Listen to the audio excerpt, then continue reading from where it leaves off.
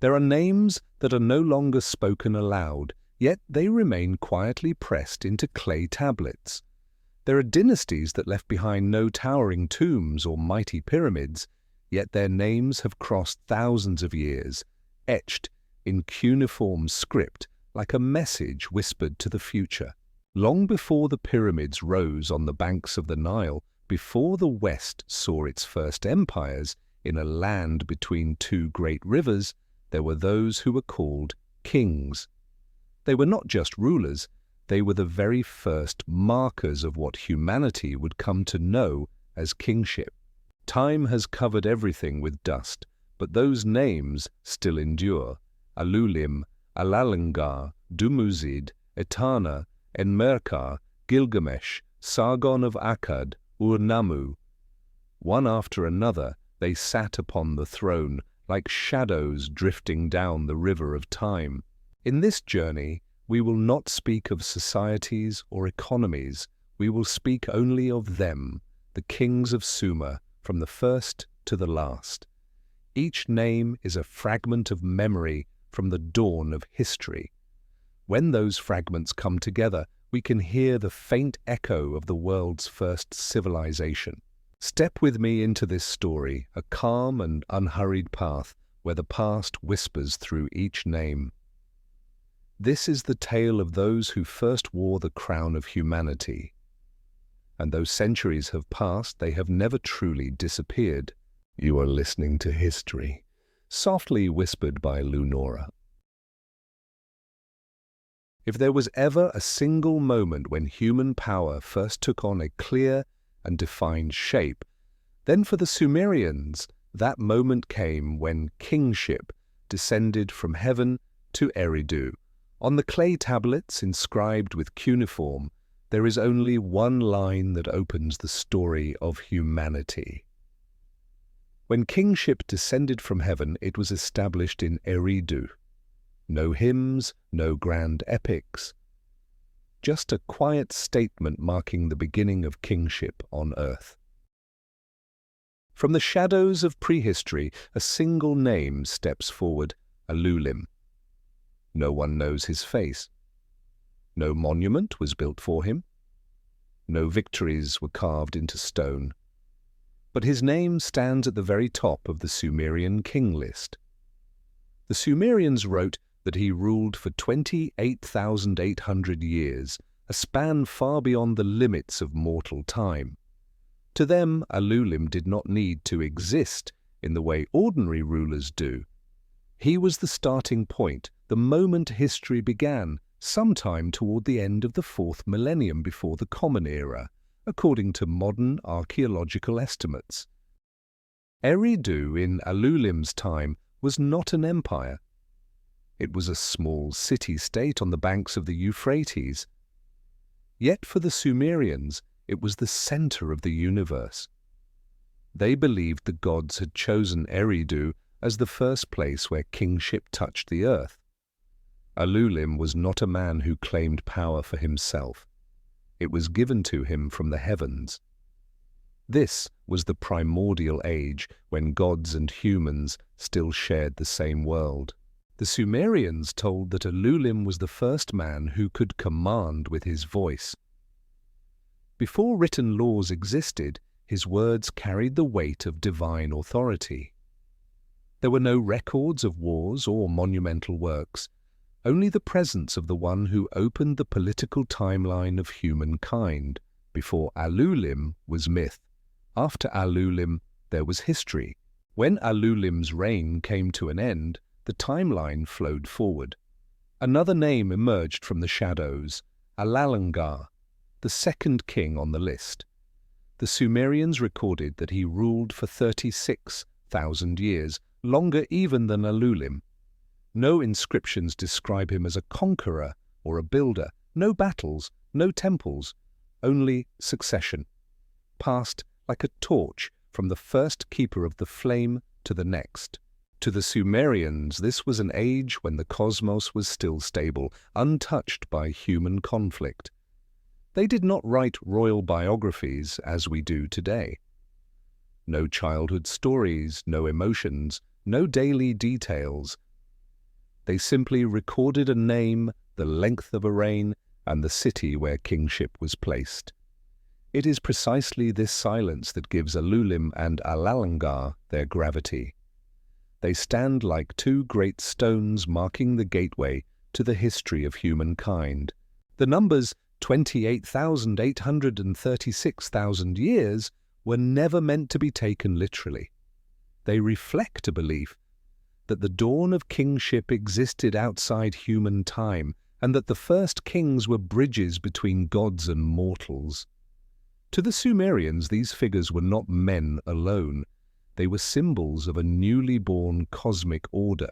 Today, scholars believe Eridu was founded around 5,400 before the Common Era, and if Alulim was a real figure, his time would belong to the early 4th millennium before the Common Era. But for the Sumerians, the precision of dates was not what mattered. They sought only to mark a beginning, an age when power did not rise from men, but descended from the heavens. After Alalangar, kingship moved away from Eridu to Bad Tibira, opening a long sequence of ancient dynasties. Yet no matter how many generations came after, the first two names, Alulim and Alalangar, remained at the head of the list. To speak their names is to step out of the present and into the twilight realm where myth and history meet. And it is from these two names that the story of the Sumerian kings begins. One first throne, one decisive moment when humanity gave a name to power. Alulim, the beginning. Alalangar, the successor. Two names, few words, yet they have stood for 5,000 years like a doorway opening onto the dawn of kingship itself. When Alalangar closed his reign, kingship did not disappear. In the way the Sumerians wrote their history, the throne simply moved, quietly, like a river changing course. From Eridu, the place of beginnings, it flowed to Bad Tibira. There was no war, no bloodshed, just one simple line etched in clay. Kingship was established in Bad Tibira, and from that moment, new names rose from the dawn of time itself. The first was Enmebaragesi, said to have ruled for 43,200 years, a number far beyond the reach of human history, belonging instead to what the Sumerians called the age when kings were lifted by the heavens. No statues, no battle stories, no monuments, only a name carved into clay that has endured for millennia. Archaeologists place this moment near the end of the 4th millennium before the Common Era, during the pre-dynastic period, when Bad Tibira was one of the earliest urban centers of the southern Mesopotamian plain. Next came Enmebaragesi, who ruled for 28,800 years. The records show no disruption, no hint of struggle for power. In ancient Sumerian writing, the transfer of kingship was gentle, like daylight passing its place to dusk. For the Sumerians, kingship did not belong to any single man. It was a divine current, flowing from one hand to the next by the will of the gods. Then came Dumuzid, the shepherd. Unlike the cosmic tone of the kings before him, Dumuzid carried the image of the land itself, of fields, of flocks, of human life. The inscriptions say he ruled for 36,000 years, but more importantly, he stepped beyond the king list and into Sumerian mythology as a symbol of the eternal cycle of birth, death, and rebirth. Dumuzid became tied to agricultural rites, to the rhythm of life returning with each season. In the memory of the Sumerians, he did not appear as a warrior, but as a figure standing in open fields, a staff in hand, his gaze on the horizon, a symbol of continuity, not conquest. Under his reign, Bad Tibira stood as both a royal and sacred center of the land. Three names, Enmebaragesi, Enmebaragesi, and Dumuzid, mark the next steps in the journey that began in Eridu. No grand epics, no battles carved in stone, only names, lengths of reign, and the city where kingship rested. It is this simplicity that made them endure like the bedrock of history itself. After Dumuzid, kingship left Bad Tibira and flowed to Larak. In the ancient inscriptions, a single name awaited there, Enmebaragesi Zid Ana. This is not a tale of war or personal power, but of an unbroken current of kingship moving from city to city, name to name, never ceasing. These names are more than timestamps. They are stepping stones, the earliest foundation of recorded human history. And on that road, Bad Tibira stands as the next stop after Eridu, where sacred power continued to flow, ready to turn the corner toward a new name, Larak. After Dumuzid, kingship moved from Bad Tibira to Larak. There was no war, no legend of conflict. In the Sumerian view of the world, kingship did not belong to any single city forever. It was like a sacred current flowing through lands that had been chosen. In Larak, only one name was written down, Enmebaragesi Zid Ana. He was said to have ruled for 8,800 years. There are no stories about his time, no great deeds, no monumental works. On the Sumerian King List, just one simple line remains. In Larak, Enmebaragesi Zid Ana became king. He ruled for 8,800 years. His solitary reign makes Larak unique. Unlike Eridu or Bad Tibira, there was no chain of rulers, no long line of succession. Just one man, one line etched in clay, lasting across millennia. Modern researchers place this period in the early 4th millennium before the Common Era, when Larak may have been more of a ceremonial center than a political or military one. From there, kingship flowed to Sippar. The throne was taken by Enmebaragesi, who, according to the inscriptions, ruled for 21,000 years. His name lives not only in the King List, but also in Mesopotamian legend as a man chosen by the gods and taken to the heavens to learn divine knowledge. This image mirrors many origin myths around the world, a chosen figure who crosses the boundary between earth and heaven, bringing back wisdom. Enmebaragesi became a defining figure. He was not just king of Sippar, but a symbol of the final chapter of the mythic kingship era before a great turning point arrived. For the Sumerians, his time represented a threshold, the line between a silent cosmic age and an age of change. Sippar during this period was likely one of the major Upper Euphrates centers, around the latter half of the 4th millennium before the Common Era. When his reign ended, kingship moved to Shuruppak. One last name was carved into clay, Ubara-Tutu. He was said to have ruled for 18,600 years, a number followed by a short but weighty line. After that, the Great Flood occurred. This marks the boundary between the mythic age and everything that came after. Ubara-Tutu was not just a name. He is tied to the flood legend itself, known as the father of Ziusudra, the man who survived the Great Flood, a figure later mirrored in the story of Noah in biblical tradition. This period aligns with the late 4th millennium before the Common Era, when geological evidence suggests major flooding events in Mesopotamia, the likely source of the flood myth. From Alulim to Ubara-Tutu, the line of kingship passed through 5 cities: Eridu, Bad Tibira, Larak, Sippar, and Shuruppak.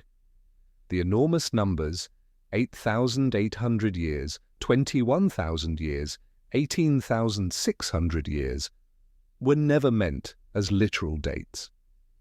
They reflect the Sumerian understanding of a cosmic age, when power was eternal, not bound to human lifetimes.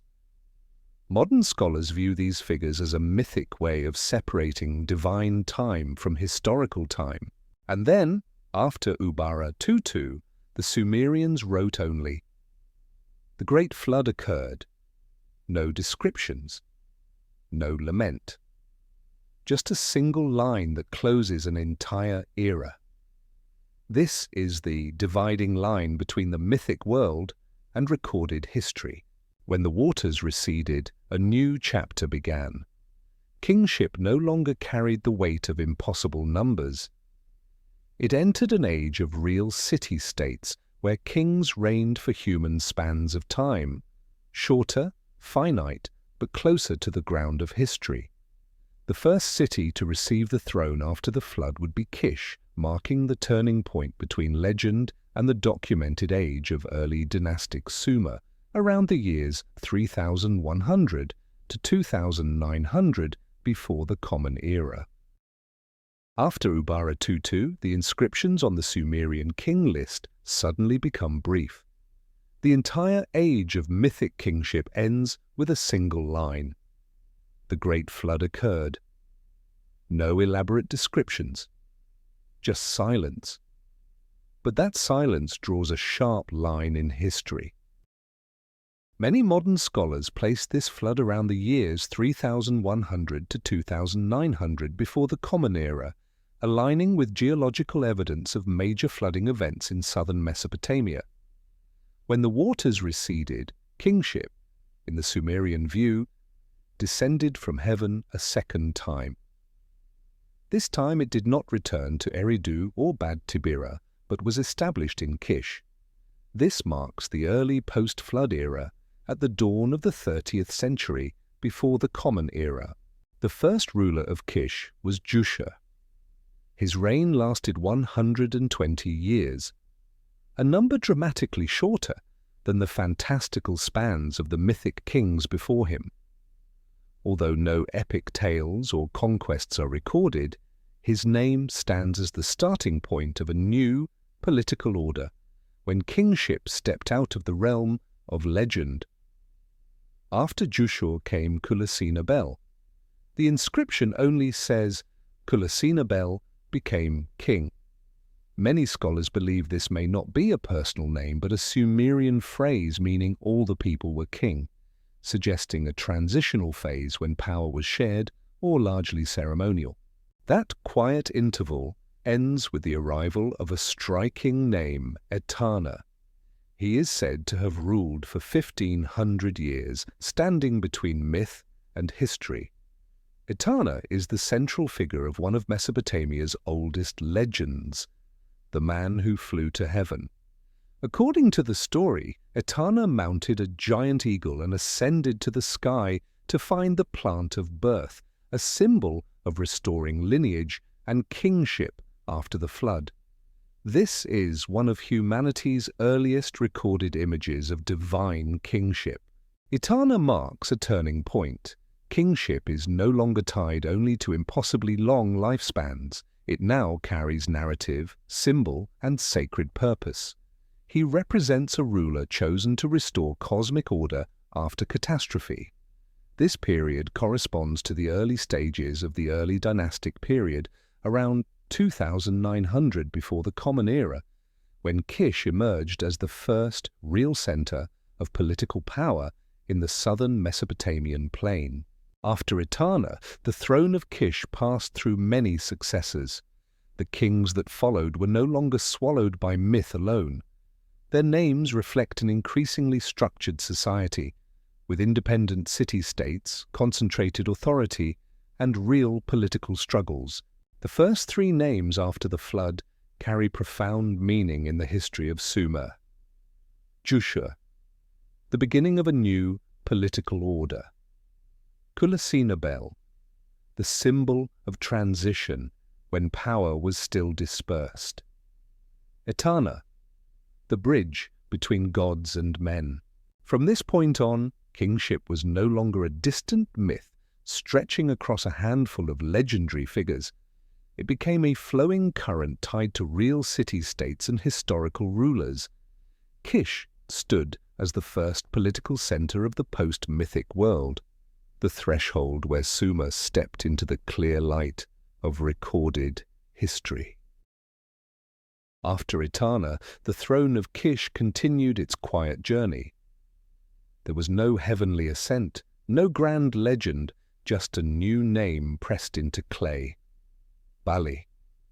No myths, no recorded battles. He was simply the one who kept the line unbroken, carrying the kingship forward after Etana. Then came a sequence of short, unadorned names: Enmenuna, Melemkish, Bar-Salnuna, Zamug, Tizkar, Ilku, and Iltasadum. No epics accompany their names. No divine interventions. Just simple inscriptions declaring that they ruled. This was how the Sumerians remembered power, not through grand stories, but through names carved in clay. To be written down was to belong to the chain of kingship. This era, spanning the late 29th to early 28th century before the Common Era, was a long stretch of stability in Kish, with no major upheavals recorded. Then the rhythm changed with a single name: Enmebaragesi. He ruled Kish around the year 2700 before the Common Era, and stands out as the first king in the Sumerian King List who can be linked to other inscriptions and archaeological evidence. He represents a turning point, from myth to something tangible, from names that existed only on clay to a figure who may have shaped the real political landscape of Mesopotamia. After him came Aga of Kish, his successor, ruling during the second half of the 27th century before the Common Era. In later Sumerian oral traditions, Aga is often placed in opposition to Uruk, a city where a legendary figure would soon rise. This is the moment when city-states in Sumer began to clash, no longer simply rotating the kingship, but competing for power. From Bali to Aga spans nearly 2 centuries of stable rule. Though not marked by mythic drama, this quiet period reveals something profound: a political structure emerging firmly from the shadow of legend. Kish became the first post-flood center to build a continuous royal line with a clear pattern of succession. Balish, the beginning of the post-Etana continuation. Enmenuna, Melem Kish, Bar-Salnuna, consolidating the throne. Zamug, Tizkar, Ilku, Iltasadum, maintaining an unbroken line of power. Enmebaragesi, a turning point, the first king with historical evidence. Aga, pushing Kish into the era of intercity conflict. By the late 27th century before the Common Era, Kish had laid the groundwork for a new kind of kingship, structured, politically balanced, and capable of projecting power beyond its own walls. And when Aga's path crossed with the rising power of Uruk, the story of Sumer shifted from quiet succession to open rivalry, ushering in the age of some of the most famous figures in ancient Mesopotamian history. After Aga of Kish, the kingship of Sumer shifted to Uruk, a city that would become one of the most important power centers of the early Sumerian world. This marked a turning point in the flow of kingship after the Great Flood, during roughly 2700 to 2500 before the Common Era, when Uruk rose alongside Kish as a major political and religious hub. The first king of Uruk recorded on the king list was Meskiagasha. The inscription is brief: "He went down to the sea and came back." No details, no battles, just that line. Yet this is one of the earliest references to a Sumerian ruler reaching beyond the delta, perhaps through trade routes or ceremonial journeys. It reflects a city beginning to stretch outward, no longer isolated within the southern plain. Next came Enmerkar, one of the most significant figures in Sumerian tradition. Legend says that during his conflict with the distant land of Arata, around the early 26th century before the Common Era, he turned to clay tablets to send messages when spoken words could no longer suffice. This act links Enmerkar with the birth of Sumerian writing, one of humanity's first writing systems. With him, power and the written word became intertwined.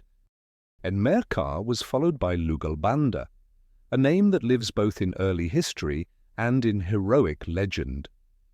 Later texts portray him as a warrior, a traveller, and the father of one of Uruk's greatest kings.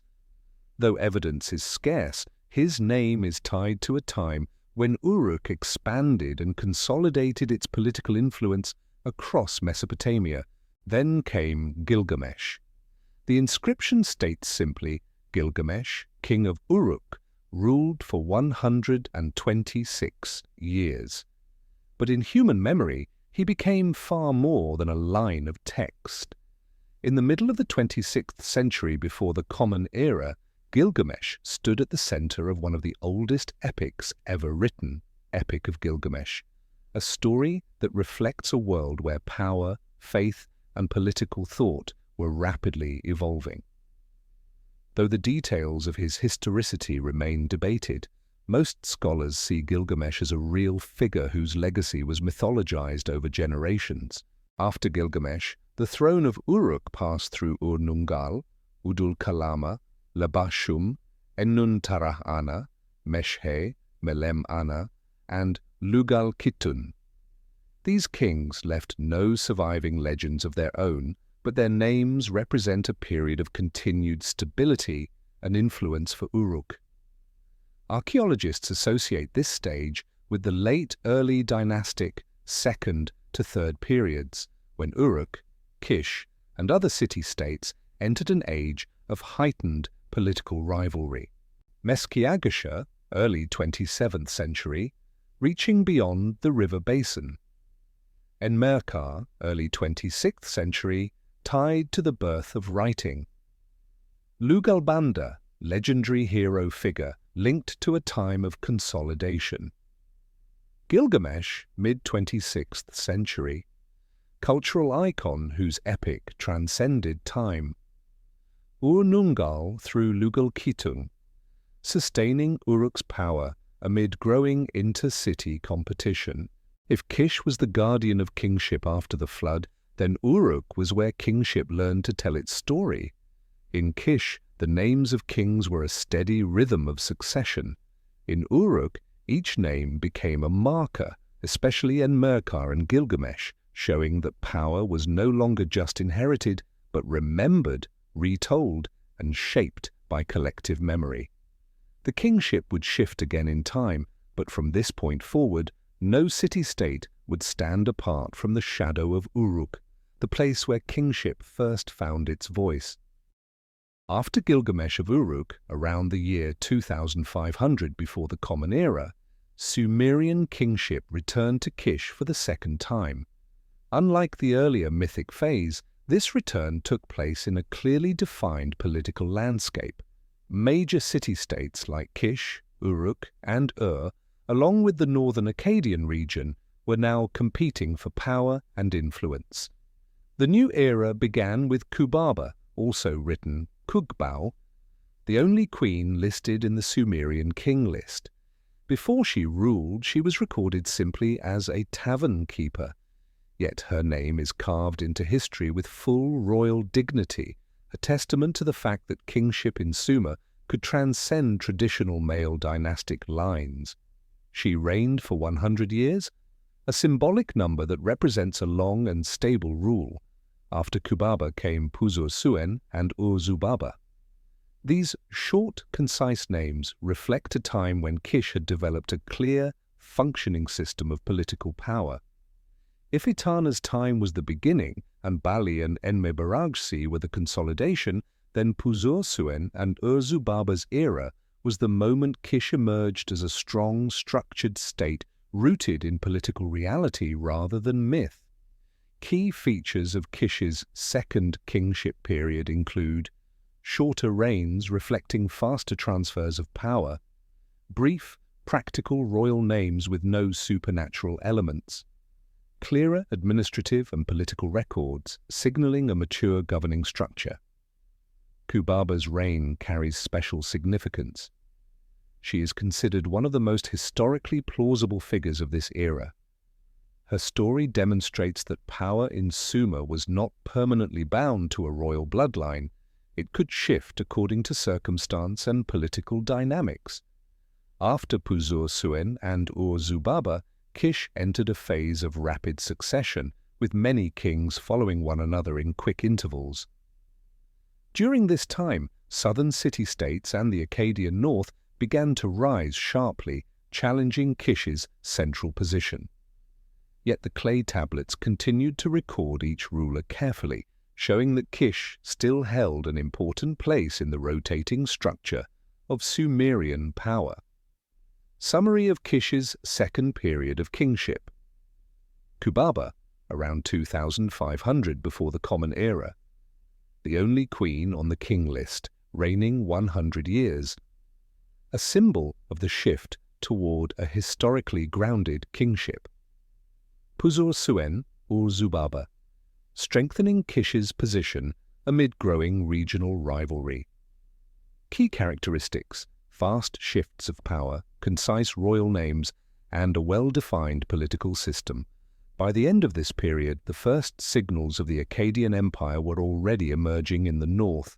Soon, kingship would pass from Kish into the hands of Akkadian rulers, ushering in a new chapter for Mesopotamia.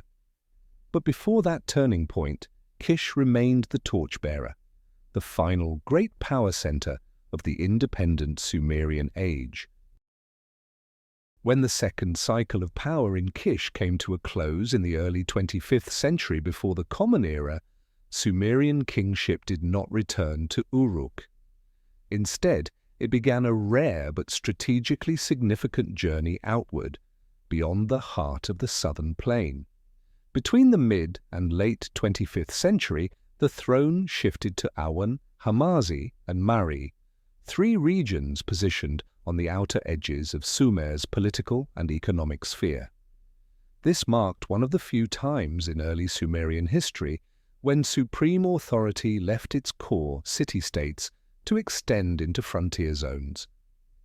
Awan was located to the northeast, along the border of Elam. After Kish's power waned, the inscription simply read, "Kingship was in Awan," without recording any ruler's name. The reign likely lasted only 1 or 2 generations, around the mid-25th century. This shift reflects the growing influence of Eastern powers and shows how the Sumerian political system could flexibly extend toward key trade corridors with Elam. The throne then moved to Hamazi, situated further northeast near the Zagros Mountains. Again, the record contains only one short line. Kingship was in Hamazi. This phase likely spanned a single reign, also during the mid-25th century. Hamazi held a strategic position along the mountain lowland trade routes, suggesting that the Sumerian kingship sought to secure economic choke points rather than just political centers. By the late 25th century, the kingship shifted westward to Mari, a city on the upper Euphrates River, in what is now eastern Syria. Mari was the northwestern gateway, a key transit hub connecting Anatolia, the Levant, and the Sumerian heartland. Its brief control of kingship reflects how far Sumer's sphere of influence extended, reaching out toward major regional trade routes. The Awan-Hamazi-Mari period had 3 defining characteristics: short reigns, no long dynastic sequences, and no recorded royal names. This provides strong evidence that Sumerian kingship at this stage was no longer a permanent privilege of a fixed center. It could move and adapt to shifting political and economic conditions, a flexible system that helped balance power across the region during a transitional moment in history. On the power map of the 25th century, Awan lay to the east, Hamazi along the northeastern highlands, and Mari to the northwest, forming an arc around Sumer's central plain. This was not a period of weakness but a phase of strategic expansion, demonstrating that the structure of Sumerian power could shift to the periphery without losing coherence. After this frontier phase, the throne returned to major southern city-states such as and Lagash. Although Awan, Hamazi and Mari held power only briefly, their role was pivotal. They proved that Sumerian kingship was a mobile and resilient political system, capable of expanding outward, relocating and returning, a mechanism that helped sustain one of humanity's earliest civilizations for centuries. When the cycle of power in Awan, Hamazi and Mari came to an end, the throne of Sumer returned to around the late 25th century before the Common Era. Was one of the oldest cities in the lower Euphrates River region, positioned near the coastline. Its location gave it a natural advantage over the southern trade routes and direct access to the Persian Gulf. This shift in kingship signaled a movement of power from the inland core toward coastal centers that were better positioned to expand their economic influence. The first king of this new era was Meshki-Ang-Nana, who reigned around 2475 before the Common Era. Ancient records note that he went down to the sea and disappeared, a rare description hinting at Ur's early contact with southern maritime trade networks. His successor, Meshki-Ang-Nana II, likely from the same royal line, ruled during a period of political continuity and minimal disruption. After him came Elulu, who maintained stable centralized power in The last king of this cycle was Balulu, who ruled in the early 24th century before the Common Era. His reign brought an end to roughly a century of stability under 4 successive rulers. During this time, rose as a coastal commercial and religious center, playing a key role in Sumer's internal trade networks. Key characteristics of the first cycle included strategic location. Controlled the lower Euphrates and had access to southern maritime trade routes. Political stability. No major conflicts were recorded, and power remained centralized within a single dynasty. Economic growth. Early trade routes with southern regions began to form. Maritime faith. Religious texts began reflecting elements of sea-based worship, showing Ur's growing connection to the coastal world. Summary of Ur's first kingship cycle. Meshki-Ang-Nana, around 2475, opened the coastal era. Meshki-Ang-Nana, II, consolidated internal power. Elulu continued the period of stability. Balulu, early 24th century, closed the first cycle. By the end of the 24th century, as northern powers like Lagash and Akkad expanded, kingship shifted northward. Lagash would soon emerge as a formidable political and military center. Ur's first kingship cycle may not have been marked by grand conquests, but it laid crucial foundations in trade, politics, and religion, setting the stage for the profound transformations that would shape Sumerian history in the centuries to come. When closed its first cycle of kingship, the torch of Sumerian power passed to Lagash, a city-state in the southeastern Lower Plain that would become the new political heart of the region. Around the middle of the 24th century, before the Common Era, Lagash rose to prominence not only through its military strength, but also because it was the first place where kings began leaving behind their own words and deeds in writing and monuments. This marked a sharp turn away from the silent names of earlier rulers. The era began with Ur-Nanshe, who came to power around 2470 before the Common Era. His reign marked a fundamental shift from nameless figures on clay tablets to real individuals whose actions were recorded. Inscriptions from his time detail temple construction, religious rituals, and the political structure of Lagash, revealing a clearly organized system of governance. He was succeeded by his grandson Eannatum, who expanded Lagash's influence far beyond its borders. Around 2450 before the Common Era, Eannatum extended his reach to Kish, and most notably, Umma. Through military campaigns, he forged a short-lived but very real regional hegemony.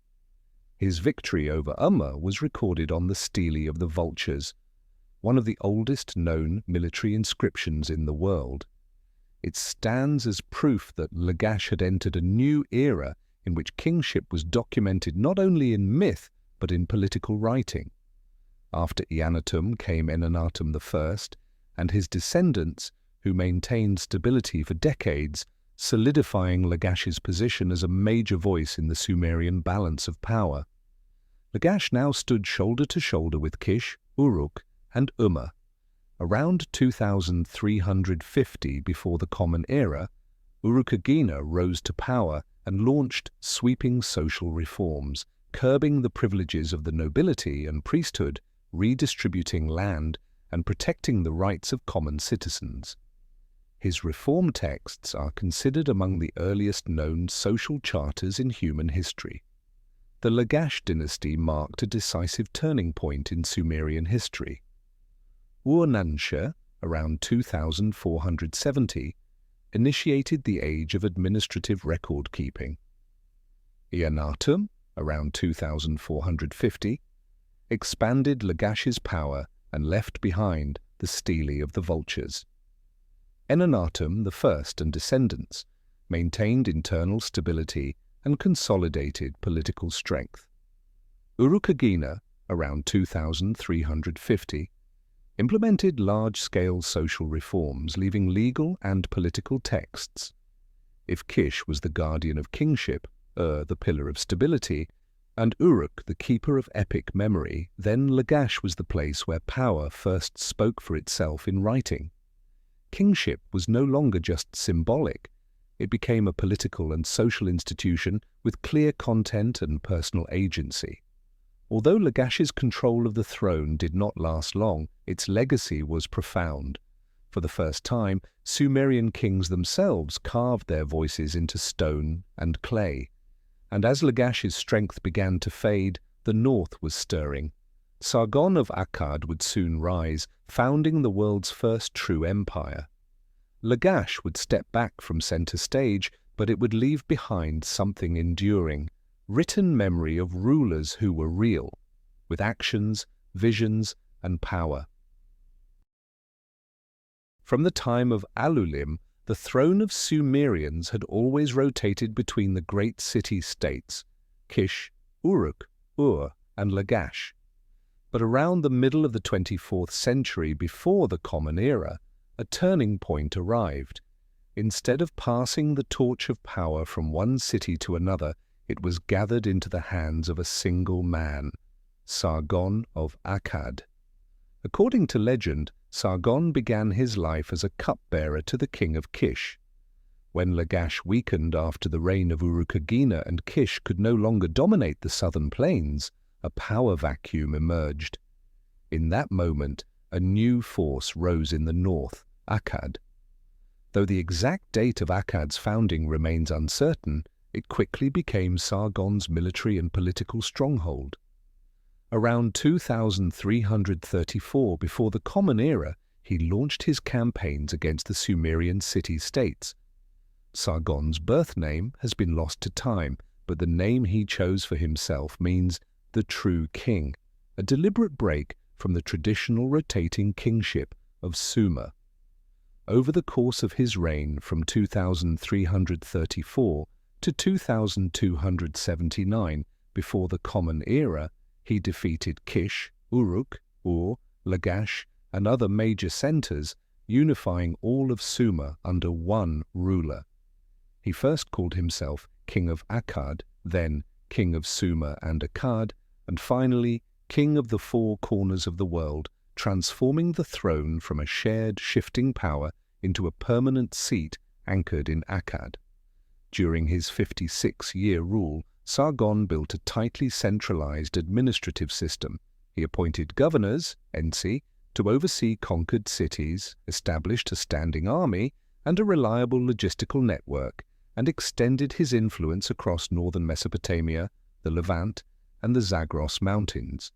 While he preserved Sumerian royal rituals to legitimize his rule, all real power was drawn into the Akkadian court.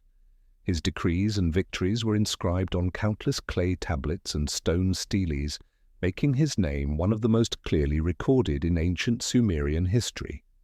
The fundamental difference between Sargon and all the kings before him was this: he ended the centuries-old tradition of rotating kingship. Before him, the throne moved from one city-state to another with each shift in political fortune. After him, power remained fixed in Akkad, ruled by a single dynasty. Though he continued to use the Sumerian title Lugal, king, he did so within a new framework of centralized imperial authority. After Sargon, the throne passed to Rimush, Manishtushu, and eventually to his grandson Naram-Sin, who expanded the Akkadian Empire even further. But this unity came with hidden tensions. The Sumerian city-states never fully accepted the end of their old rotational system. After Sargon's death, local uprisings quietly began to simmer. Through the years 2334 to 2279 before the Common Era, Sargon left an extraordinary legacy. He rose from humble origins to become the first ruler to unite all of Sumer, founding the Akkadian Empire, the first empire in Mesopotamian history. He fixed the throne in Akkad, ending a system of rotating kingship that had endured since the age of Alulim. From this moment on, Mesopotamian history entered a new era, the Age of Empires, when the flame of royal power no longer drifted between city-states but blazed firmly in the hands of a single dynasty. After Sargon of Akkad died around 2279 before the Common Era, the throne no longer drifted between city-states as it had for thousands of years in Sumer. For the first time, power remained within a single bloodline. This marked a decisive shift from a rotating kingship to a centralized hereditary dynasty. The first to inherit the throne was Rimush, Sargon's son. When Rimush took power, the old Sumerian city-states, Kish, Uruk, and Lagash, rose in rebellion. For centuries, these cities had passed the torch of kingship among themselves, so they did not accept the idea of one northern dynasty keeping it forever. Rimush responded with force. He launched brutal campaigns, crushing uprisings in and Lagash, proving that the throne of Akkad was no longer a flame to be passed, but a fire with a single master. His reign lasted only about 9 years, but it was enough to stabilize the empire and hold the line after his father's death. When Rimush was killed, likely in a palace coup, the throne passed to his brother, Manishtushu. Unlike his brother, Manishtushu didn't just suppress revolts. He expanded Akkad's reach beyond the Sumerian heartland. He led military campaigns east into Elam and south along the trade routes of the Persian Gulf. Ancient inscriptions reveal his focus on securing resources, strengthening trade, and tightening central authority. Under his rule, Akkad made concrete strides in building an administrative state, redistributing royal land, appointing loyal officials, and establishing taxation systems. Though less legendary than Sargon or his successor, Manishtushu laid critical foundations for a lasting empire. Like his brother, he too died in an assassination, showing that cracks were already forming within Akkad's ruling circle. The next ruler was Naram-Sin, Sargon's grandson, who elevated the empire to its greatest height. Naram-Sin became the first ruler in Mesopotamian history to declare himself divine during his lifetime. He wore the horned crown, the ultimate symbol of godhood, and carved his image on victory steles as a warrior god. This was a radical transformation in political thought. Earlier, Sumerian kings were seen as intermediaries between humans and the gods. Naram-Sin placed himself on equal footing with them, reflecting an unprecedented concentration of power. Under his rule, Akkad expanded in all directions. To the north, his armies reached the Taurus Mountains. To the east, he conquered Elam. To the south, he crushed repeated rebellions in the Sumerian cities, which still longed for their old traditions. He claimed the title King of the Four Corners of the World, embodying Akkad's ambition to dominate the entire region. Power was no longer a rotating current flowing between cities. It became a single, massive center with Akkad as its heart. But his self-deification also stirred deep resentment among the traditional Sumerian elites. For them, the throne had always been a sacred symbol tied to the natural rhythm of history, a torch meant to pass from city to city. Now it was the personal property of a man who claimed to be a god. That resentment would one day break the empire from within. Later texts, especially the Curse of Akkad, described Naram-Sin's arrogance as the reason the gods turned against him, a myth written after his time, but one that captures how unforgettable his reign was. The three rulers who followed Sargon, Rimush, Manishtushu, and Naram-Sin, transformed Akkad from a conquest into a dynasty. For the first time in Mesopotamian history, the throne did not leave one city to find another. It stayed in one family's hands for over a century. But with that brilliance came the shadow. As Naram-Sin's reign drew to a close, uprisings stirred on the frontiers, Sumerian cities remembered their old ways, and tribal groups from the Zagros Mountains, especially the Gutians, prepared to strike. Akkad stood at its brightest moment, but also on the edge of its greatest fracture. No flame burns forever. Akkadian Empire, the empire forged by Sargon of Akkad and carried on by Rimush, Manishtushu, and Naram-Sin, once blazed like a single torch, lighting all of Sumer. But when power concentrates for too long and grows too strong, even the smallest cracks sound like the splitting of stone. After Naram-Sin's death around 2218 before the Common Era, the empire remained vast but no longer solid. Its heavily centralized structure had opened a wide gap between the Akkadian core and its outer regions. The Sumerian city-states, Kish, Ur, Lagash, and Uruk, had never truly forgotten the age when kingship moved freely among them.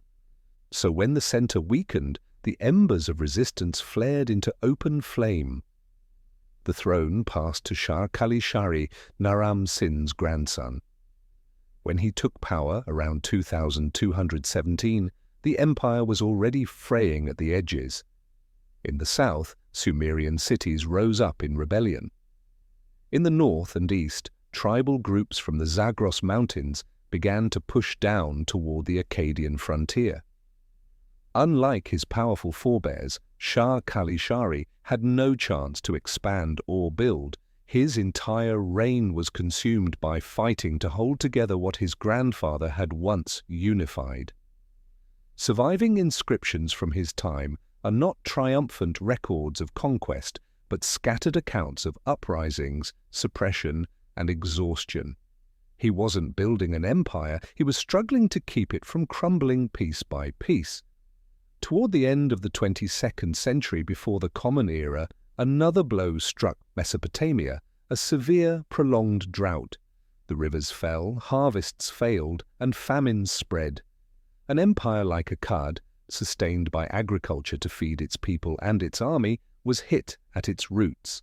Outlying regions lost their loyalty, and the subjugated cities now had a clear reason to reclaim independence. It was in this moment that the Gutians appeared, tribal groups from the Zagros highlands. To the Sumerians, they were mountain people, uncivilized and outside the order of city-states. No writing, no walled cities, no kingship in the Sumerian sense, but they were opportunists. As Akkad weakened, Gutian raids turned from scattered attacks into organized incursions. Shar-Kali-Shari tried to fight back, but he was forced to defend on multiple fronts with dwindling resources. Each rebellion he crushed was followed by another. He became like a man trying to mend a net that tore faster than he could sew. Around 2193 before the Common Era, his dynasty collapsed. Inscriptions from the time say simply, "After Shah Kalishari, there was chaos." Who was king, who was god, no one knew. That was the moment the flame of Akkad went out. After more than a century, the first empire in human history splintered into dozens of fragments. No single power stepped in to replace it. The land of Sumer fell into what modern historians call the Gutian period. The Gutians took control of much of the Sumerian plain, but they did not rule as the Sumerians had. They built no temples, maintained no irrigation networks, collected no taxes, and managed no trade. The cities fell into rapid decline. In the lamentation over the destruction of Akkad, the Sumerians wrote, "No one builds anymore, no one collects the levy. The ploughman abandons the field, the craftsman lays down his tools, the savage raids the land, the cities lie in silence." It was one of the darkest chapters in Sumerian memory.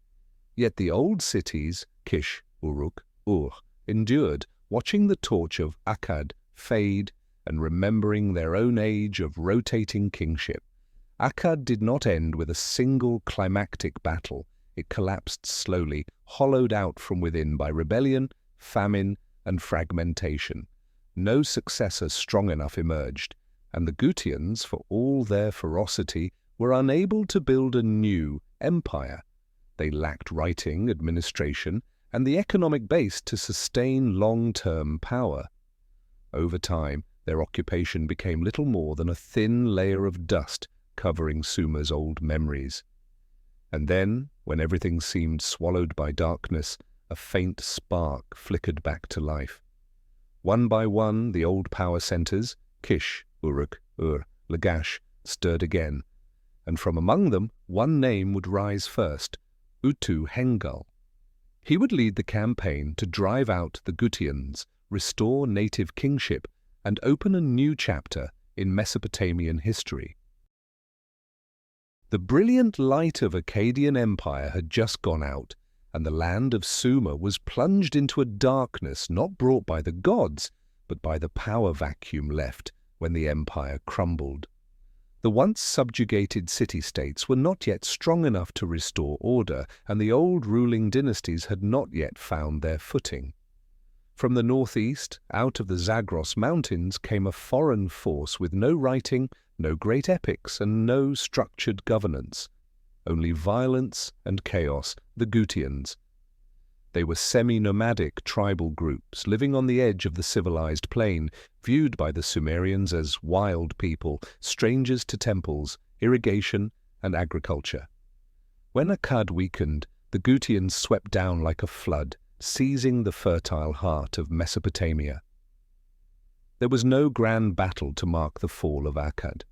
It was a slow collapse. The frontiers dissolved, city after city fell, and the great granaries were emptied.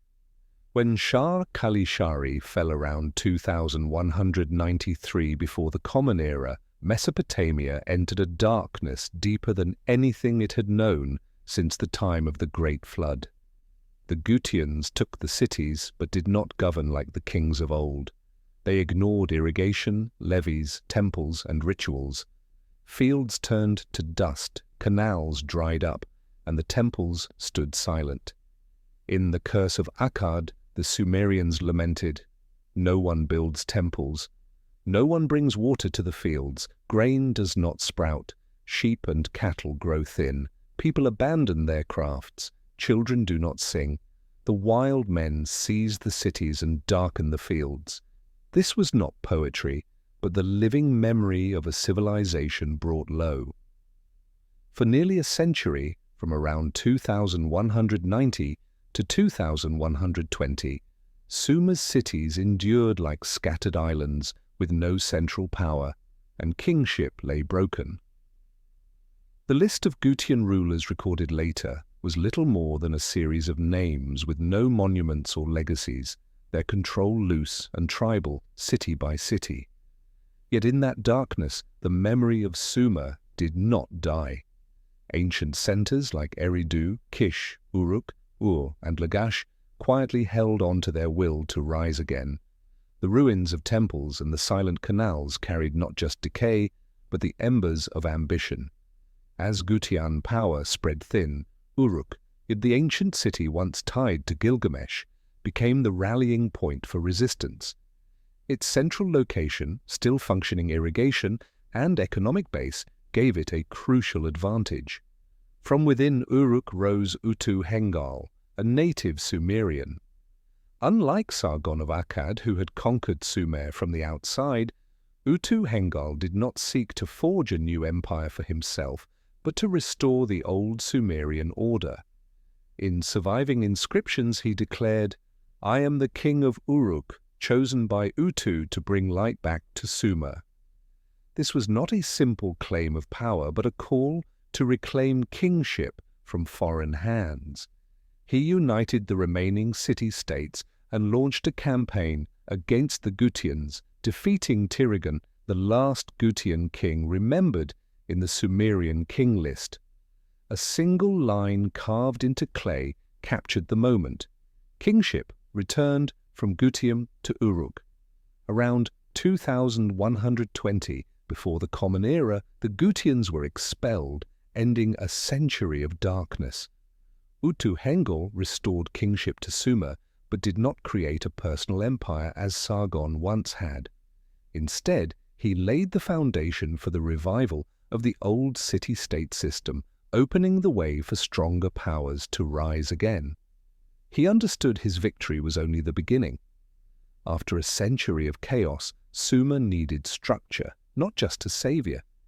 He passed the torch to Ur-Nammu of Ur, who would go on to build Third Dynasty of Ur, one of the most brilliant eras in Sumerian history. The Gutian period was not merely a gap between golden ages, but a test of endurance. The Sumerians had once held the torch of kingship, had lost it, and now reclaimed it through their own strength. There were no god-born kings like Alulim, no imperial blaze like Sargon's, but within that darkness their political will endured. And out of the night of Gutium rose a new dawn, the age of Ur-3, a bright new chapter in Mesopotamian history. When the light returned to Sumer after the long night under Gutian's rule, the torch of kingship was no longer a flickering ember. It was placed into the hands of someone strong enough to hold it steady and ignite a new golden age. The last great era of Sumerian civilization to the Third Dynasty of Ur. That man was Ur-Nammu, king of Ur. He was not the one who led the uprising against the Gutians. That honor belonged to Utu-Hengal of Uruk. But he was the one who turned that victory into a lasting, stable dynasty. Likely serving as a military leader or governor under Utu-Hengal, Ur-Nammu rose to power after his predecessor's death, moving the seat of kingship from Uruk to Ur, the same city that had once held the throne in the days of Meshkiang-Nana. It was a strategic choice, a return of power to a city with a long royal legacy. Around 2112 before the Common Era, Ur-Nammu built his rule not on myth or brute force like Sargon of Akkad, but on careful organization. He rebuilt the infrastructure of the entire region, restoring irrigation systems, levees, and canals that had sustained Sumerian life before nearly a century of chaos. Under his reign, Ur grew into a strong political, economic, and religious center. One of his most iconic projects was the Grand Ziggurat of Ur, not a monument of conquest but a symbol of restored order, proof that native power had returned. Among his greatest achievements was the creation of the Code of Ur-Nammu, the earliest known surviving legal code of Mesopotamia. Inscribed on clay around 2100, it laid out rules for crimes like theft, murder, property disputes, marriage, and debt. Unlike the harsher codes that came later, Ur-Nammu's laws focused on social stability, often replacing the death penalty with fines or compensation. It reflected a kingdom seeking to rebuild and restore order rather than rule through fear. Ur-Nammu portrayed himself not as a god or a warrior hero, but as the protector of the weak, the one who makes water flow to the fields, the one who rebuilds the temples of the gods. In a land that once knew kings who called themselves divine, like Naram-Sin, this image carried a different kind of power, that of a guardian, not a conqueror. Under Ur-Nammu, Ur became the beating heart of Sumer. The other city-states, exhausted from the Gutian night, accepted Ur's leadership not only because of its military strength, but because it offered stability and prosperity. Farmers returned to their fields, craftsmen to their workshops, and temples once again echoed with rituals after decades of silence. This structured peace marked a clear contrast with earlier times. If Akkad was a brilliant but brief blaze, and Gutian rule was shadow and ruin, Ur-Nammu brought a calm and enduring dawn. His reign was not without challenges. To the east, Elam stirred. To the north, nomadic groups that had lingered since Akkadian times watched for weakness. Ur-Nammu was not only a builder but also a defender, reinforcing his army, establishing border defenses, and protecting Lower Sumer from outside threats. Toward the end of his life, he may have died in battle, but the torch he lit did not fade. It passed to his son Shulgi, who would take Ur-3 to its peak. Ur-Nammu is remembered not as a conqueror, but as the restorer of Sumer. Later records call him the king who refounded Sumer, the man who turned a drifting torch into a steady flame. If Sargon represented conquest, Ur-Nammu represented structured rebirth. His legacy was not etched in victories but in flowing water, written laws, bustling workshops, and rising temple walls. From that foundation, the Ur-3rd dynasty would usher in a brilliant century, one of the last great heights of Sumerian civilization. If Ur-Nammu was the one who restored order after the long night under Gutians, then his son Shulgi was the one who expanded and consolidated power to a level Sumer had never seen before. He ascended the throne around 2094, before the Common Era, inheriting a kingdom already stable and strong. From the solid foundation laid by his father, Shulgi transformed Ur into the largest administrative, economic, cultural, and religious center in Mesopotamia, ruling over a territory stretching from the Persian Gulf to the north of Old Akkad. One of Shulgi's greatest legacies was a sweeping administrative reform. Before his reign, Sumerian city-states operated largely on their own, each with its own temples and local officials. Shulgi centralized authority, appointing governors loyal to the royal court to oversee strategic regions, taking control of taxation, labor, production, and the military. Major properties were registered at the capital, and economic and political activities were directly supervised by the state. Under his rule, the Sumerian bureaucracy became more structured and comprehensive than ever before. To govern such a vast realm, Shulgi relied on the most powerful tool of his time, cuneiform writing. Hundreds of thousands of clay tablets discovered in Ur, Umma, Girsu, and Nippur reveal a precise and expansive administrative network, recording rations, taxes, labor, transportation, and temple offerings. It was one of the earliest fully developed bureaucratic systems in human history.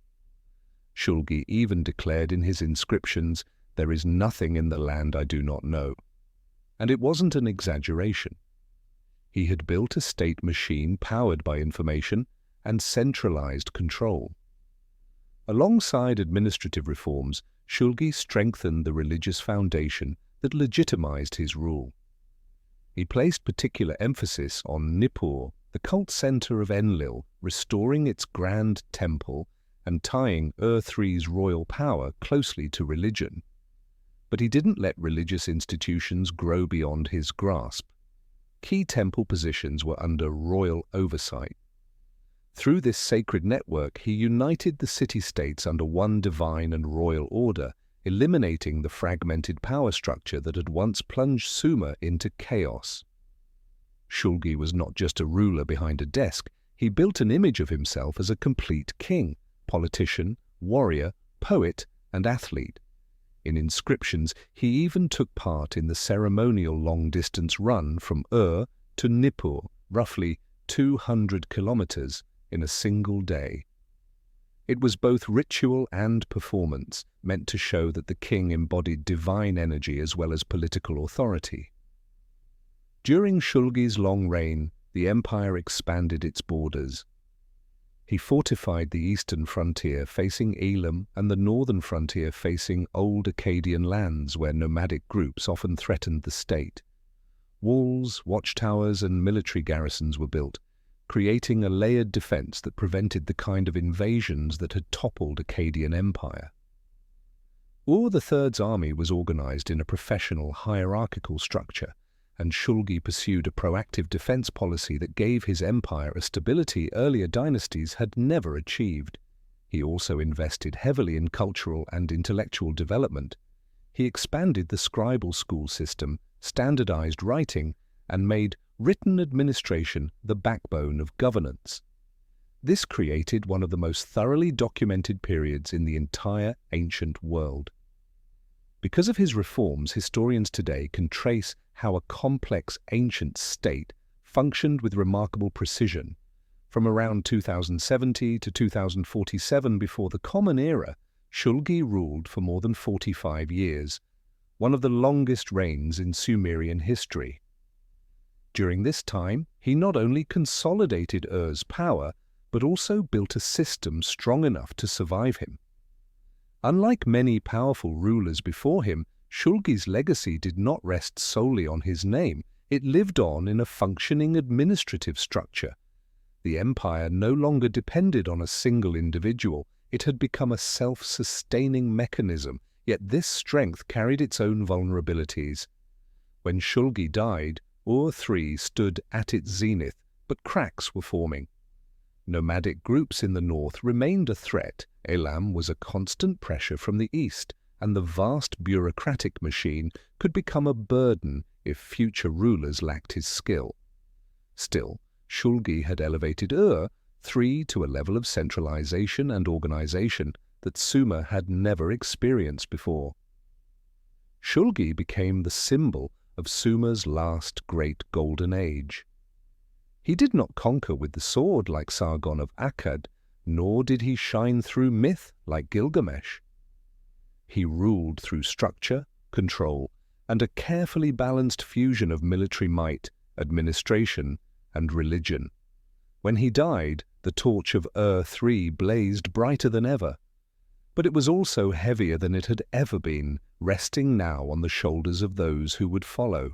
When Shulgi died around 2046 before the Common Era, the third dynasty of Ur still stood strong. The temples burned bright, the irrigation canals flowed, the army guarded the borders, and the administrative machine kept turning. There was no sudden collapse, but beneath the surface of a seemingly unshakable empire, fine cracks had begun to form. The golden glow of its height was slowly shifting toward the grey of twilight. Shulgi's successor was Amar-Sin, who ruled roughly from 2046 to 2038.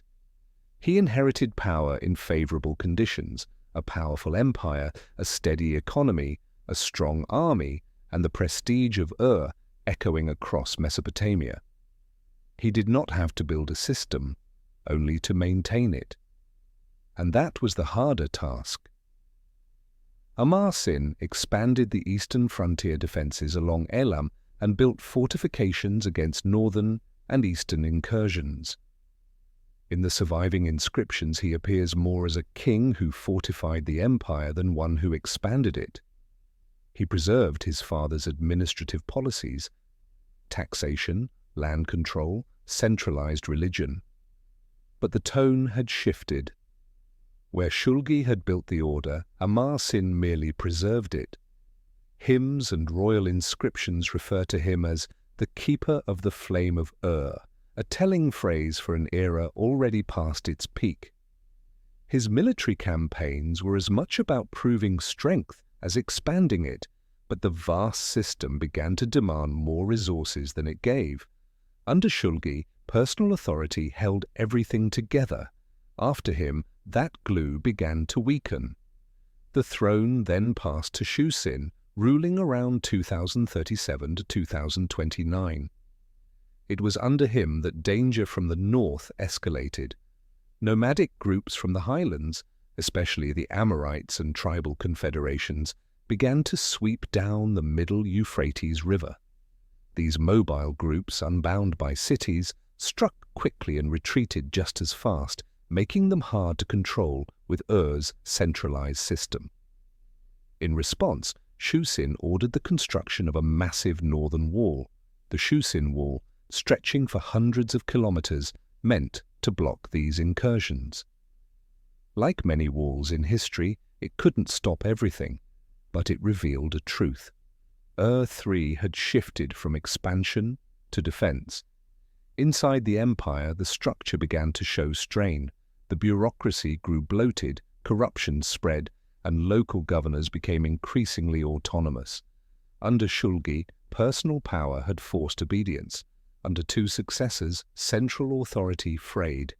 Administrative tablets from Shusin's reign speak of food shortages, regional unrest, and scattered uprisings.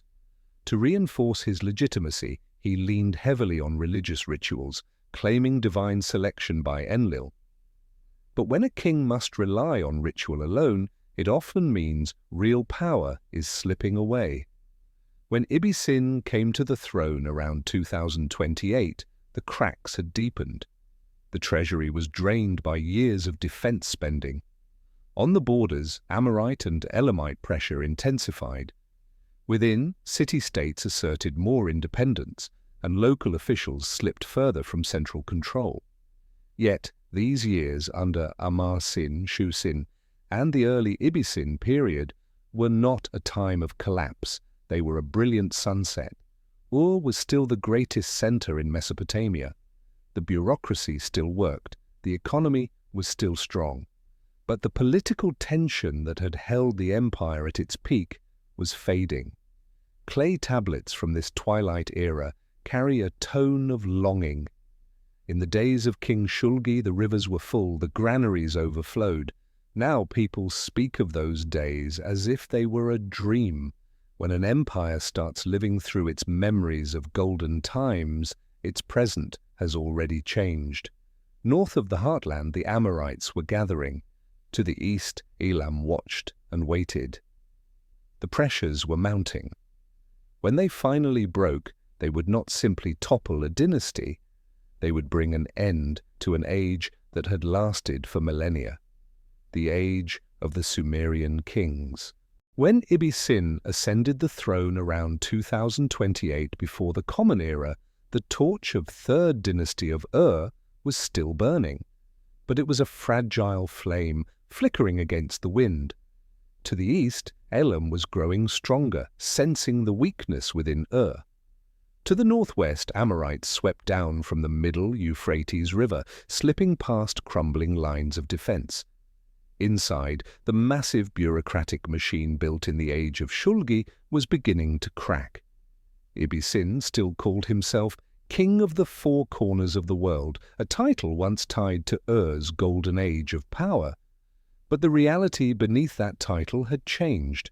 Years of defensive wars had drained the treasury. The central government's grip on local provinces had weakened. Starting in the 2020s, climate change and prolonged drought lowered river levels, damaged irrigation systems, and brought consecutive harvest failures. Accounting tablets from this era speak bluntly of grain shortages and food imbalance. One haunting inscription reads, "The bread is not enough for the people, the grain is not enough for the gods." The land cries out. The food crisis shook the foundation of an empire built on agriculture. Provincial governors hoarded grain instead of sending it to the capital, becoming de facto independent. Ibisin tried to uphold the great state rituals at Nippur, to preserve his prestige, but ceremonies could not replace grain. As offerings dried up, temple networks weakened, and with them the authority of the throne. From around 2015, external pressure escalated. Elamite forces launched raids on the periphery, cutting supply lines and isolating administrative centers. Amorites intensified their attacks in the northwest. In a desperate effort to defend the empire, Ibbi-Sin redirected labor to the frontiers, further starving the irrigation systems that sustained the population. Administrative clay tablets became fragmented and sparse, mirroring the disintegration of central control. City-states such as Isin, Lhasa, and Uruk began asserting autonomy, outwardly loyal but effectively independent. In this chaos, a high official named Ishbi-Era, in charge of grain and military matters along the Middle Euphrates, rose to prominence. Initially pledging allegiance to Ibbi-Sin, he gradually seized strategic areas, particularly Isin, turning it into a new power base as faltered. Around 2004, Elam launched its decisive campaign. Ur's defenses collapsed. Elamite troops stormed the city, plundered its temples, shattered the political and religious heart of the empire, and captured Ibbi-Sin, dragging him into captivity in Elam. It was one of the most devastating falls in Sumerian history. In lamentation over the destruction of the scribes wrote, "The Elamites entered the temple like wolves in a sheepfold." Enlil was silent. Fell. The great light went out. The fall of III was not caused by a single blow. It was the result of many forces converging: climate change, crop failure, financial exhaustion, bloated bureaucracy, growing local autonomy, and military pressure on multiple fronts. Ibbi-Sin did not create these problems. He simply stood on the throne when they finally cracked open all at once. Yet even as burned, the Sumerian torch did not vanish entirely. After Ur's fall, Ishbi-Era founded the dynasty of Isin, a smaller but still Sumerian power center. The golden age of the Sumerian kings had ended, but its echoes carried far beyond the walls of a legacy that would resonate through the centuries to come. When fell around 2004 before the Common Era, the light of the great temples of the third dynasty of was extinguished, marking the end of a golden age that had lasted for millennia. Yet the torch of kingship did not die out completely. It was lit again in Isin in the hands of Ishbi-Era, a former official of who had seen the cracks in the empire long before its fall. Ishbi-Era had been in charge of the central Euphrates region and managed grain distribution under Ibbi-Sin. When Elam and Amorites invaded, he strategically withdrew to Isin, a small but stable city-state. After collapsed, he moved quickly to seize power.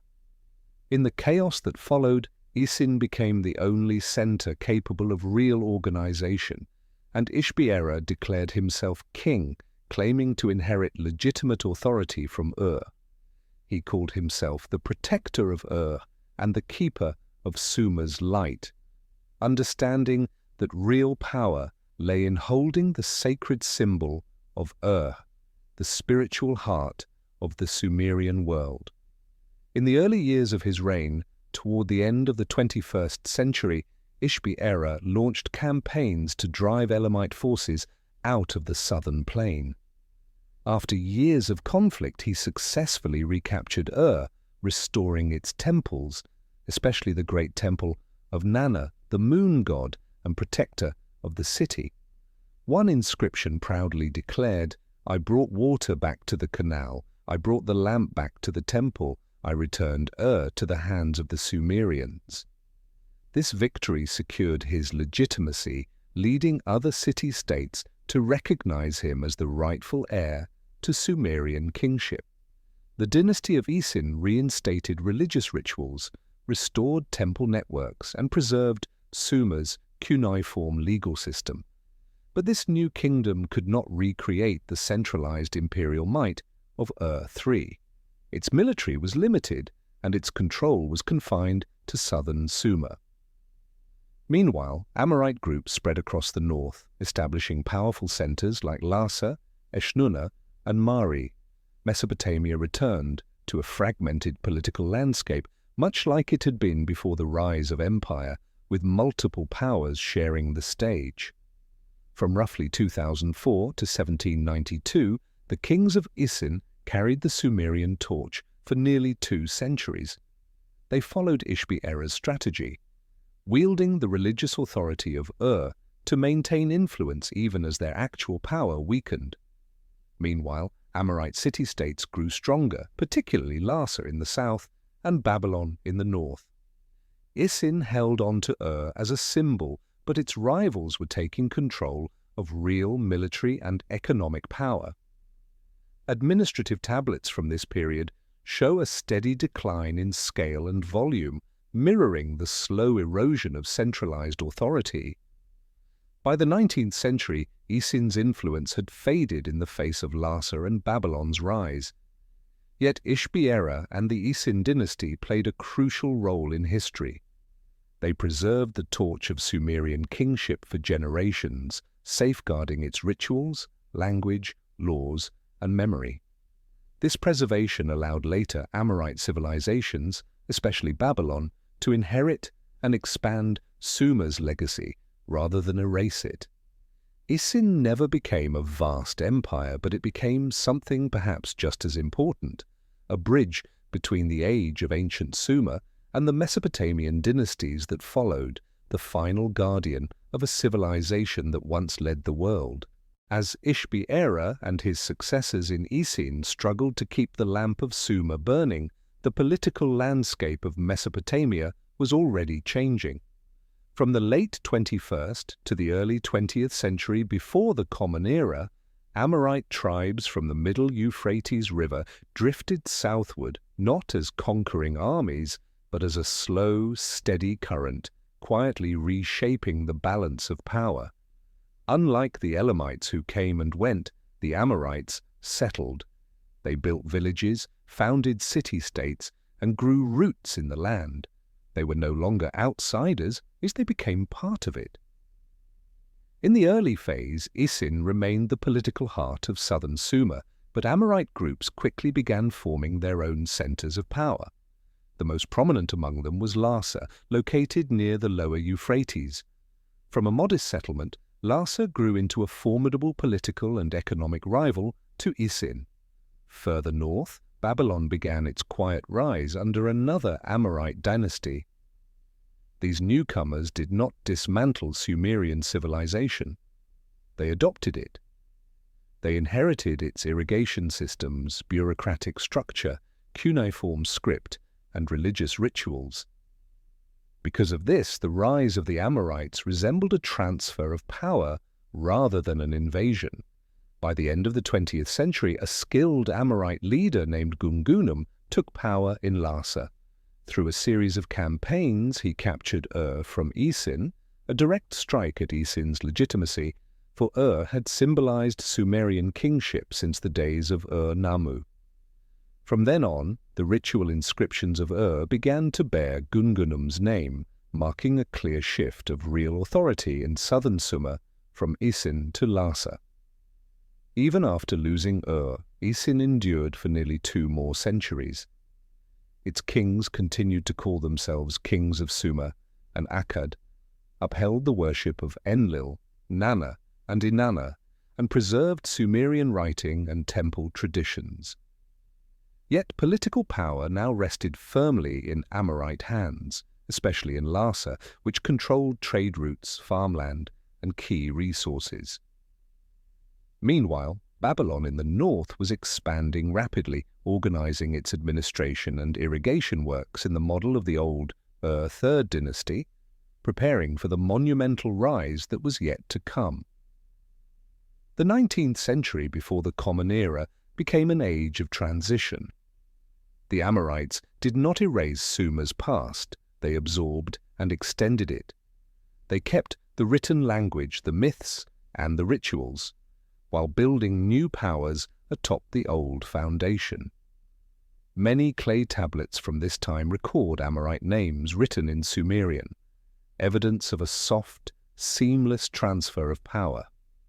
Even as Isin faded, Amorite rulers adopted the ancient title King of Sumer and Akkad, using the symbols of the Old World to legitimize their new authority. By the end of this era, Isin had dwindled into a ceremonial relic, while Larsa and Babylon had become the twin pillars of Mesopotamian power. The torch of Sumerian kingship, once passed from Eridu to Kish, from Uruk to Ur and Isin, was now firmly in Amorite hands. But it did not fade. It was rekindled in a new form, lighting the path toward the brilliant age of Amorite Babylon that was soon to come. As Ishbi, when Ur fell into the hands of Gungunum of Larsa at the end of the 20th century, before the Common Era, the torch of Sumerian kingship officially slipped away from Isin. It was not a violent conquest, but a quiet, decisive transfer of power. Isin continued to exist. It still had kings, it still held rituals, and it still inscribed clay tablets, but from the moment it lost Ur, it no longer held the central role in Sumerian kingship. After Ishbi era, the kings of Isin kept calling themselves kings of Sumer and Akkad, a title dating back to Shulgi and Sargon of Akkad. But their actual authority was shrinking, limited to Isin and its immediate surroundings. Meanwhile, Larsa controlled Ur, the fertile delta, and the trade networks, becoming the new political and economic center of southern Sumer. During this period, Isin became the guardian of Sumer's legacy.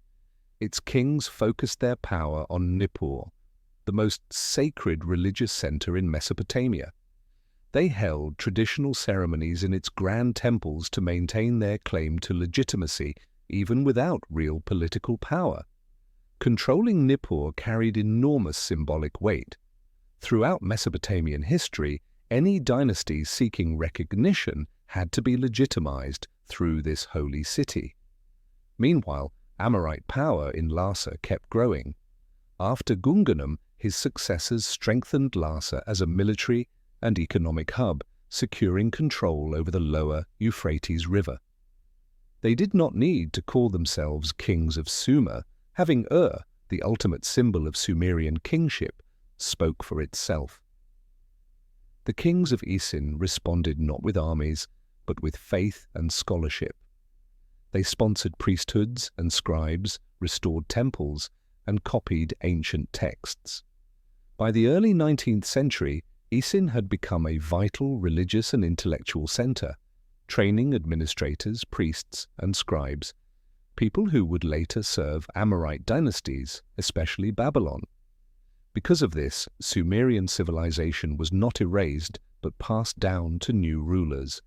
While Isin carried the symbolic flame, the Amorites expanded their real power across central and northern Mesopotamia. Babylon, once a minor city-state, grew into a rising force. It modeled its administration after the third dynasty of Ur, reorganized its priesthood and legal systems, and reinforced its control over water, the very foundations laid by Sumerian civilization. From the late 19th century, Isin and Larsa entered a prolonged rivalry. The two powers fought repeatedly over Nippur, the key to legitimacy. The city changed hands multiple times, a mirror of the struggle between a symbolic dynasty and a rising power. By the early 18th century, the balance tipped decisively toward Larsa. Under Rim-Sin I, Larsa reached the height of its strength. He expanded his territory, defeated surrounding alliances, and closed his grip around Isin. Around 1794, Rim-Sin I conquered Isin, officially ending the last Sumerian dynasty after more than 2 millennia. This end was not a fiery catastrophe. There were no burning cities, no waves of refugees. It was a transfer of power. The Amorites, especially Babylon, did not destroy Sumerian culture. They absorbed and expanded it, They preserved the cuneiform script, the names of the gods, the rituals, the laws, and the political concepts laid down by Sumerian kings long before them. Sumerian scribes, priests, and scholars moved seamlessly into Amorite service. They carried with them the memory and intellectual structure of a civilization that had once defined an entire region. So when Isin fell and the Sumerian kingship ended, Sumer's legacy did not vanish. It blended into the shape of the Amorite Babylonian age, creating an unbroken line of cultural memory. The torch once passed from Eridu to Kish, from Uruk to Ur, and then to Isin, now burned in Amorite hands, carrying with it the memory of an age that had shaped Mesopotamian civilization itself. In 1794, before the Common Era, when Rim-Sin I of Larsa defeated Isin, the throne of Sumer officially came to a close after more than 2,000 years. No longer would any ruler bear the ancient title King of Sumer in its original sense. No more coronation rites would follow the lineage of Eridu, Kish, Uruk, or Ur. But Sumer did not disappear. It entered a new form, one held in the hands of the Amorites, who were shaping the next great age of Mesopotamia. After their conquest, the Amorites did not tear down Sumer's legacy. They inherited it. They took over its entire infrastructure of power, its priesthoods, temples, rituals, laws, cuneiform script, irrigation networks, and the sacred concept of divine kingship that had endured for millennia. In the north, Babylon, once a minor city-state, began to rise as the new center of power. Amorite kings there revived the very titles once carried by Sumerian rulers: King of Sumer and Akkad, chosen of Enlil, Lord of the Four Quarters. These titles were more than words. They were a declaration of legitimacy, allowing the Amorites to rule not only with swords, but with tradition. They also absorbed Sumer's spiritual world. The gods Enlil, Nanna, Inanna, and Utu continued to be worshipped at the great religious centers of Nippur, Ur, and Uruk. The priesthood, the guardians of Sumer's spiritual order, did not vanish. They became servants of Amorite courts. The coronation rituals at Nippur, where Enlil reigned supreme, remained intact. By preserving those ceremonies, the Amorites presented themselves to the people not as foreign conquerors, but as rightful heirs. On clay tablets from the 18th century, Amorite royal names appear, but the administrative language remains Sumerian. Even though they had their own language, the Amorites chose Sumerian for governance and religion. It became a formal, scholarly tongue, much like Latin in post-Roman Europe. Scribal schools continued to teach cuneiform and Sumerian grammar, preserving a vast intellectual legacy that had shaped Mesopotamia for thousands of years. The Amorite state structure mirrored that of the third dynasty of Ur. They learned from Shulgi and the Ur kings how to build a centralized bureaucracy, organize taxation, and manage large-scale agricultural production. This allowed Amorite kingdoms, especially Babylon, to consolidate power quickly, without rebuilding civilization from scratch.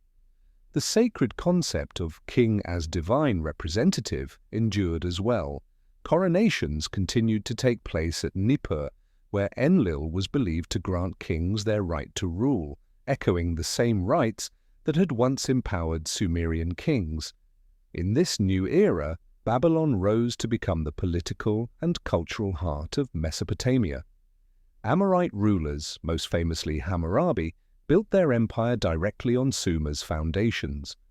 The Code of Hammurabi clearly reflects its roots in the Code of Ur-Nammu, concepts of justice, social order, and the divine responsibility of the king before the gods.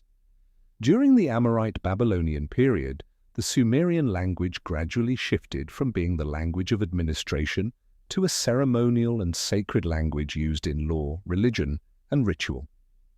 The old temple system was not dismantled but restored and expanded. Nippur and Ur remained holy cities, but now Amorite kings led the rituals. This was a unique chapter in ancient history, a civilization that lost political power but continued to shape the cultural, religious, and administrative foundations of its successors for centuries to come. The Amorites built their empire not just with military strength, but with the enduring inheritance of Sumer. As long as Babylonian tablets were written in Sumerian, as long as coronation rites were held in Nippur, as long as hymns to Enlil, Inanna, and Nanna echoed through temple halls, Sumer lived on. The flame inside the torch of kingship was never extinguished. It simply passed into new hands. From here, history entered the Amorite Babylonian age, but the political and cultural soul of Mesopotamia still bore the indelible imprint of Sumer.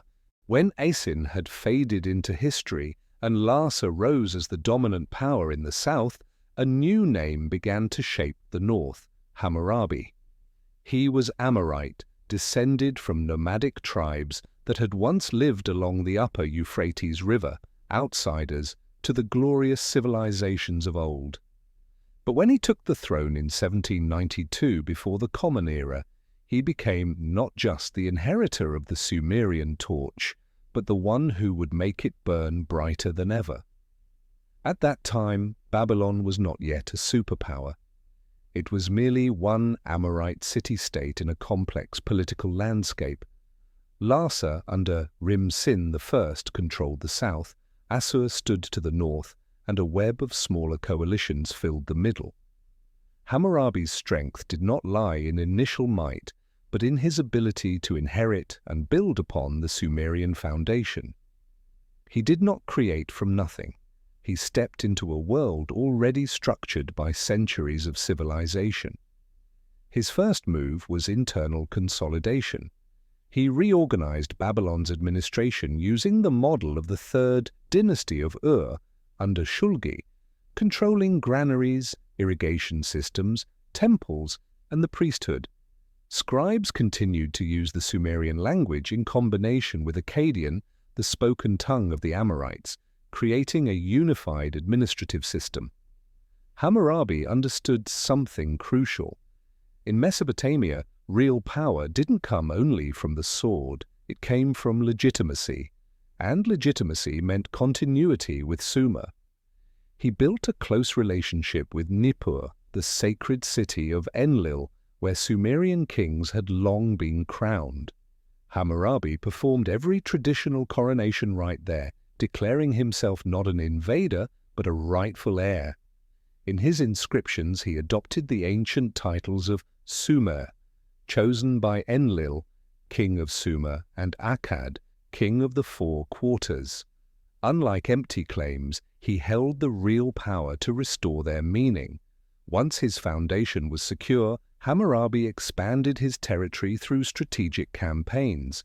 His greatest challenge was Rim-Sin I of Larsa, the ruler of Ur. After years of maneuvering, Hammurabi defeated him and claimed Ur, the ultimate symbol of Sumerian kingship. This was more than a military victory. Taking Ur was like taking the sacred flame itself. After the conquest, Hammurabi reorganized Sumer's great temple system at Ur, Uruk, and Nippur, offering lavish tributes to Nanna, Inanna, and Enlil. By preserving the religious traditions that had shaped life in the southern plains for millennia, he made himself a legitimate king in the eyes of the people, not a foreign usurper. His most lasting legacy as heir to Sumer was the Code of Hammurabi, carved onto a black basalt stele nearly 2.5 meters tall around the mid-18th century before the Common Era. This legal code directly drew from the Code of Ur-Nammu, the earliest known written law in human history.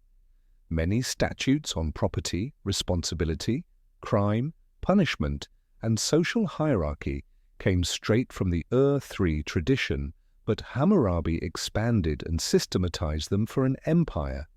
At the top of the stele, he stands before Shamash, the god of justice, mirroring ancient Sumerian kings standing before Enlil, a visible bridge between two eras. Under Hammurabi's rule, Babylon became the political, religious, and administrative heart of Mesopotamia. Sumerian remained the formal language of state documents. Festivals dedicated to Nana and Inanna continued in Ur and Uruk. The Temple of Enlil in Nippur retained its supreme sacred status. Sumer no longer had its own kings, but its legacy filled every structure of Amorite Babylonian power. Hammurabi's dynasty became the bridge between two worlds, the foundational Sumerian age and the imperial Amorite Babylonian era. He did not invent a new model of kingship, he perfected an old one. His 42-year reign, 1792 to 1750, transformed Babylon into the dominant power of Mesopotamia. But his greatest triumph was not military conquest, it was reviving the flame of Sumer in the hands of a new dynasty. Sumer may have ended as a political power, but it lived on in law, religion, writing, rituals, and the very architecture of governance. Sumer defined the throne on which the Amorites sat. The torch that had passed through Eridu, Kish, Uruk, Esin, and Larsa now blazed brightly in Babylon, igniting a new chapter in Mesopotamian history. When Hammurabi died in 1750 before the Common Era, Babylon stood as the political, military, and administrative heart of Mesopotamia. His legacy was more than a vast realm and a famous legal code. It was a model of power that directly inherited the foundation laid by the Sumerians thousands of years earlier. After Sumerian kingship ended at Isin, the memory of Sumer didn't vanish. It became the bedrock on which Amorite power was built.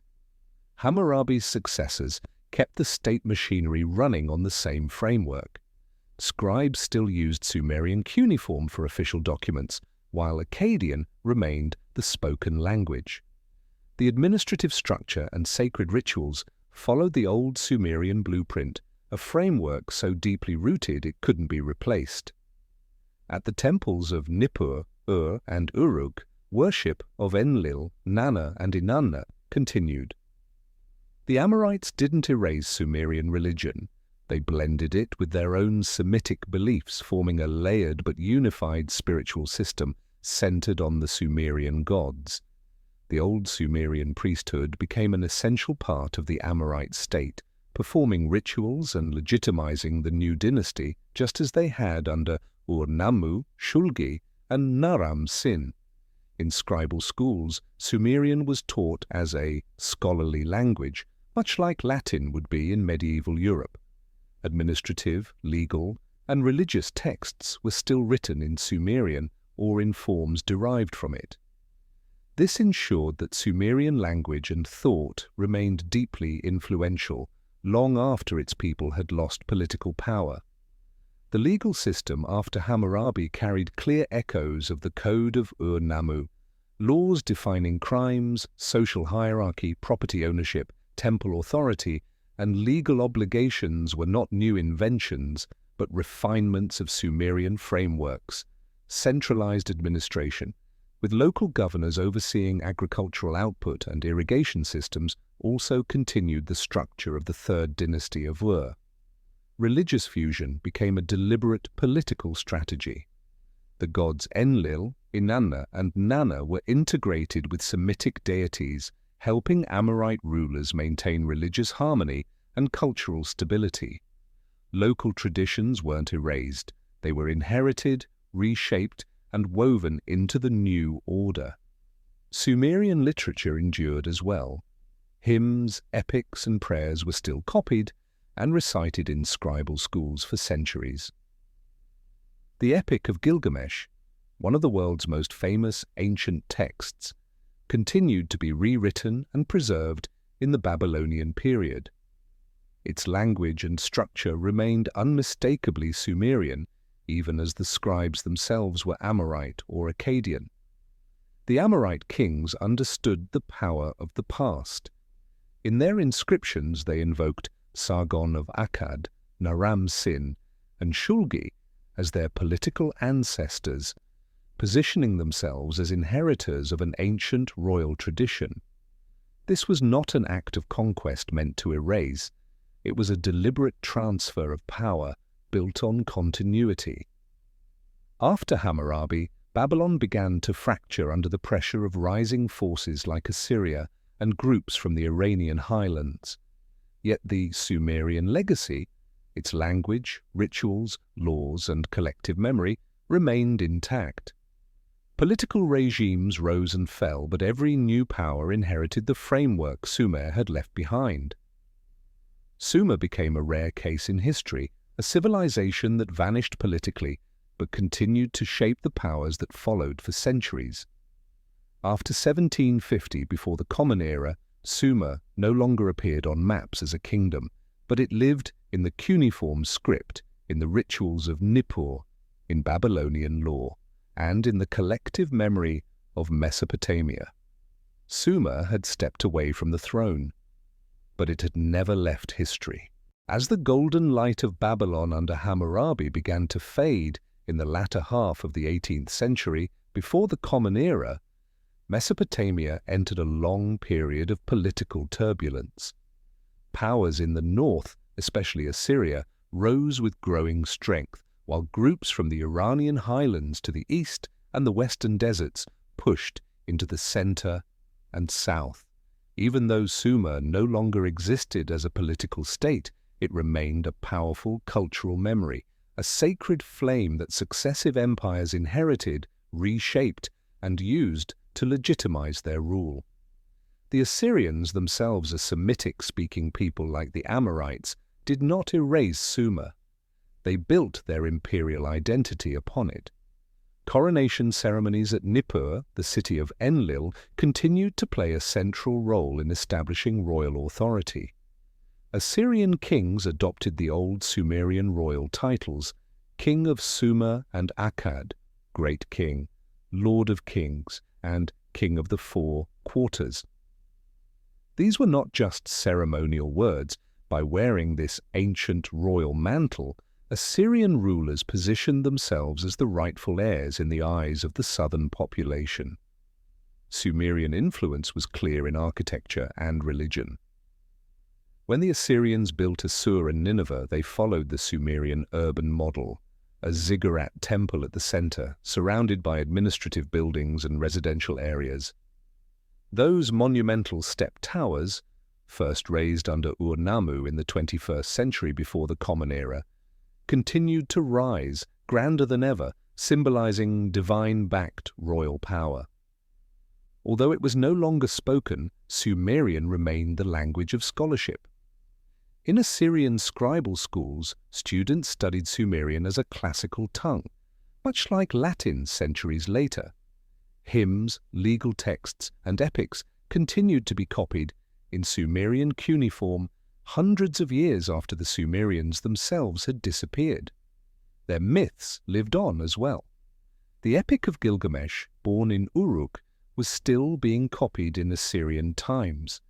Many Assyrian kings describe themselves in inscriptions as those who follow in the footsteps of Gilgamesh, tying their rule to an ancient royal lineage stretching back more than a millennium. Sumer's legacy also carried into the Neo-Babylonian Empire.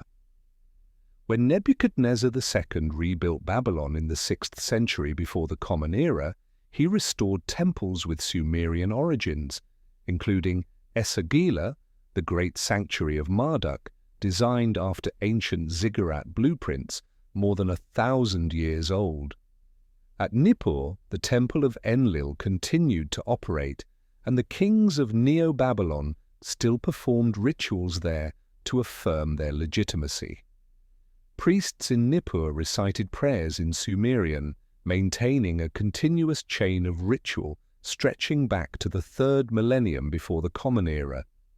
The Sumerian vision of kingship, the idea that the king was chosen by the gods and that cosmic order was tied to royal order, remained the political bedrock of every Mesopotamian empire that followed. From Sargon of Akkad to Hammurabi, from the Assyrian kings to Nebuchadnezzar II, every throne stood in the shadow of a temple. Without divine sanction, there could be no royal power. a principle born from Sumer and carried forward for more than 15 centuries after its political fall. Assyrian and Neo-Babylonian inscriptions often opened with tributes to ancient rulers like Ur-Nammu, Shulgi, and Sargon of Akkad. They were not called the conquered, but the ancestors, the pathfinders. This reveals a simple truth. Sumer was no longer a nation, but it had become the political and spiritual foundation of Mesopotamia itself. Through the centuries, Sumer lived on in temples, clay tablets, coronation rituals, myths, and towering architecture. From a small land between the Tigris River and the Euphrates River, Sumer had become the soul of an entire civilization. Empires could rise and fall, but to rule this land they all had to take up Sumer's torch, and that torch has never gone out. By the time Assyria, a Neo-Babylonian empire, rose to power between the 14th and 6th centuries before the Common Era, the Sumerians had long since vanished. There was no more Uruk, Ur, or Kish, no Sumerian kings, no living speakers of the Sumerian language. Yet from the 18th century until as late as the 1st century before the Common Era, Sumerian endured as a language of ritual, scholarship, and power. This was not a mere accident of survival. It was the result of deliberate inheritance, passed down from the Amorite kingdom of Babylon to the Assyrians and later the Neo-Babylonians. At Nippur, the most sacred religious center of Mesopotamia, scribal schools continued operating for over 1,500 years. The sons of priestly and administrative families learned Akkadian first, then were required to master Sumerian as their classical language. They wrote cuneiform, studied ancient grammar, and recited hymns to Enlil, Inanna, and Nanna. Proficiency in Sumerian was a prerequisite for joining the intellectual and religious elite, the keepers of power and knowledge. Sumerian persisted across many genres of text: hymns, coronation rituals, legal codes, epics, and bilingual Sumerian-Akkadian dictionaries. These bilingual tablets allowed scribes to learn vocabulary and grammar systematically. This shows that Sumerian didn't survive as a relic of faith alone. It was consciously preserved through a structured educational system. One of the clearest proofs is the library of Ashurbanipal in Nineveh from the reign of Ashurbanipal in the 7th century before the Common Era. Among tens of thousands of clay tablets, a significant number were written entirely in Sumerian or in bilingual format. Ashurbanipal himself boasted that he could read Sumerian, a declaration meant to emphasize his position as the rightful heir to an ancient royal tradition. Like Latin in post-Roman Europe, Sumerian became a language of power. Though no longer spoken on the streets, it remained central to coronation rituals, legal documents, and prayers to the gods. Knowledge of Sumerian signified legitimacy, political, intellectual, and spiritual. Its influence extended far beyond language. Sumerian thought, ideas about cosmic order, the divine mandate of kingship, and the inseparable bond between gods and rulers, formed the conceptual foundation for every Mesopotamian empire that followed. Many later legal and religious texts still carried Sumerian grammar through Sumerograms, original Sumerian signs used for key concepts. The sign Lugal King continued to appear in Assyrian texts as an irreplaceable symbol of royal power. Every time an Assyrian scribe pressed Lugal into clay, every time a Babylonian priest chanted Sumerian hymns in the temple of Enlil, every time a Neo-Babylonian king performed a ritual at Nippur, Sumer lived another day. The language became a layer of political and religious memory that covered the entire land between the Tigris River and the Euphrates River. By the 1st century before the Common Era, as Mesopotamia came under the influence of the Achaemenid Empire and later the Seleucid Empire, Sumerian gradually fell out of ritual use. Yet its vast written legacy remained. libraries like Nineveh preserved hundreds of thousands of clay tablets, the very records that allowed 19th and 20th century archaeologists to rediscover Sumerian civilization after 4 millennia. Sumerian became one of the earliest languages in human history to vanish from daily speech but not from existence. It lived on in ritual, scholarship, and power, and eventually in modern research. The Sumerians disappeared, but their language, their memory, and their worldview continued to flow quietly beneath the soil of Mesopotamia, forming a civilizational foundation that endured far beyond their time. When the Achaemenid Empire took control of Mesopotamia in the 6th century before the Common Era, the Sumerians had been gone from the political map for more than 1,000 years. The Sumerian language was no longer used in daily rituals, but their memory endured as the founding civilization of power and order in the land between the rivers. The Persians did not erase local traditions, they folded them into their imperial system. Babylon, Uruk, and Nippur remained major administrative and religious centers. Many of the old ceremonies still took place, carrying echoes that stretched back to Sumer. The Babylonian priesthood, inheritors of Sumerian tradition, continued to oversee the temples. Rituals had been translated into Akkadian and later Aramaic, but Sumerian symbols remained intact. The ziggurats, monumental temple towers first built under Ur-Nammu in the 21st century before the Common Era, were preserved, repaired, and absorbed into the empire's multi-ethnic spiritual landscape. When Cyrus the Great entered Babylon in 539 before the Common Era, he came not as a destroyer, but as a successor. On the Cyrus cylinder, he called himself chosen by the ancient gods, including deities with Sumerian origins. Sumer's memory once again served as the foundation of new imperial legitimacy. At Nippur and Babylon, a few ancient Sumerian hymns survived in coronation rituals. Though only a handful of priests fully understood the language, these old phrases remained as potent symbols of continuity.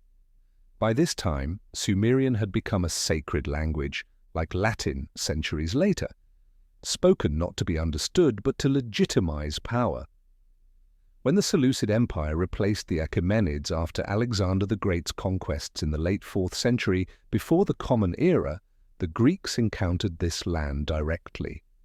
They did not meet the Sumerians themselves, but they heard stories of ancient kings, of temple towers, and of mysterious inscriptions carved in archaic signs. To Greek intellectuals, Sumer became a civilization of legend, much like Atlantis or the Age of the Titans. Writers such as Herodotus and Berossus recorded stories of the first kings, stories that echoed the Sumerian King List, written more than 2,000 years earlier. Berossus described rulers who reigned for tens of thousands of years, names like Alulim, Enmenluana, Dumuzid, and Gilgamesh. By then, these figures were no longer remembered as historical rulers, but as archetypes of the world's beginning, semi-divine heroes who ruled in an age when kingship was said to have descended from the gods. From the 4th to the 1st centuries before the Common Era, Sumer's memory fully crossed into the realm of myth. The Greeks spoke of the region as the land of the world's oldest temples, the realm of kings before the Great Flood. Even if they no longer knew who the Sumerians were, they understood that the idea of political power itself had ancient roots there. By the time of the Roman Empire, knowledge of Sumer survived only indirectly, through Greek and Babylonian intermediaries. Yet in great libraries like the Library of Alexandria and Library of Pergamon, copies of Babylonian texts ultimately derived from Sumerian originals were still studied as ancient Eastern tales. Sumer's legacy passed through 3 great phases of time. 1. The era of real kingship. From Alulim in the 4th millennium before the Common Era to Ishbi-Era around 1792 before the Common Era, when Sumerian rulers held actual power. 2. The era of political religious inheritance under Amorite, Assyrian, and Babylonian rule, when Sumerian language, laws, and rituals remained the backbone of governance. 3. The era of myth under Achaemenid, Seleucid, and Roman influence, when Sumer became a symbol of origin, an echo of the first age of power. It was in this final, mythic layer that Sumer achieved a different kind of immortality. It ceased to be a kingdom and became an enduring idea. Every empire that ruled Mesopotamia looked back to that ancient light, the torch called Sumer, to anchor its own legitimacy. After the fall of the Achaemenid Empire, the decline of the Seleucid Empire, and the eastward expansion of the Roman Empire in the 1st century before the Common Era, Mesopotamia became a land ruled by one empire after another. Cities that once bore the breath of Sumerians, Uruk, Ur, Kish, and Nippur, still stood, but the meaning of Sumer had faded into silence. There were no more priests chanting in Sumerian, no scribes carving cuneiform, no one remembering that beneath the soil lay the earliest kings of human history. From the 1st century of the Common Era, Mesopotamia became a province within larger political structures, first the Parthian Empire, then the Sasanian Empire, and later the great Islamic empires of the medieval world. Ancient temples were abandoned or repurposed, ziggurats crumbled into ruin, and the clay tablets lay buried and unread. The name Sumer vanished from living memory. Even Greek and Roman scholars who had once spoken of the time of the first kings could no longer name the people who had shaped that era. They remembered only Babylon, Assyria, and Chaldea. Sumer had become a buried layer of memory. From the 1st century onward, a long fog settled over Sumerian history. The names Ur-Nammu, Shulgi, and Gilgamesh disappeared from the world's collective consciousness. Throughout the medieval period, Mesopotamia was remembered mostly as the land of Babylon, a biblical landscape wrapped in religious myth. Stories of the Tower of Babel or Nebuchadnezzar II cast a new, legendary veil over the region, completely overshadowing Sumer. Even the great medieval Arabic scholars known for their deep knowledge of the ancient world had no memory of the Sumerians. They spoke only of ancient people who built towers that touched the sky, unaware of the civilization that had laid the first foundation stones. Meanwhile, Sumerian clay tablets remained silent beneath the ground. Unlike paper or parchment, clay endures across millennia. When cities fell and libraries were buried, the tablets hardened like bricks of time. For centuries, from the 7th to the 18th, no one could read the cuneiform etched into them. Locals saw only old carved signs, the marks of some forgotten people from the age of the Bible. Yet the ruins of Sumer never truly disappeared.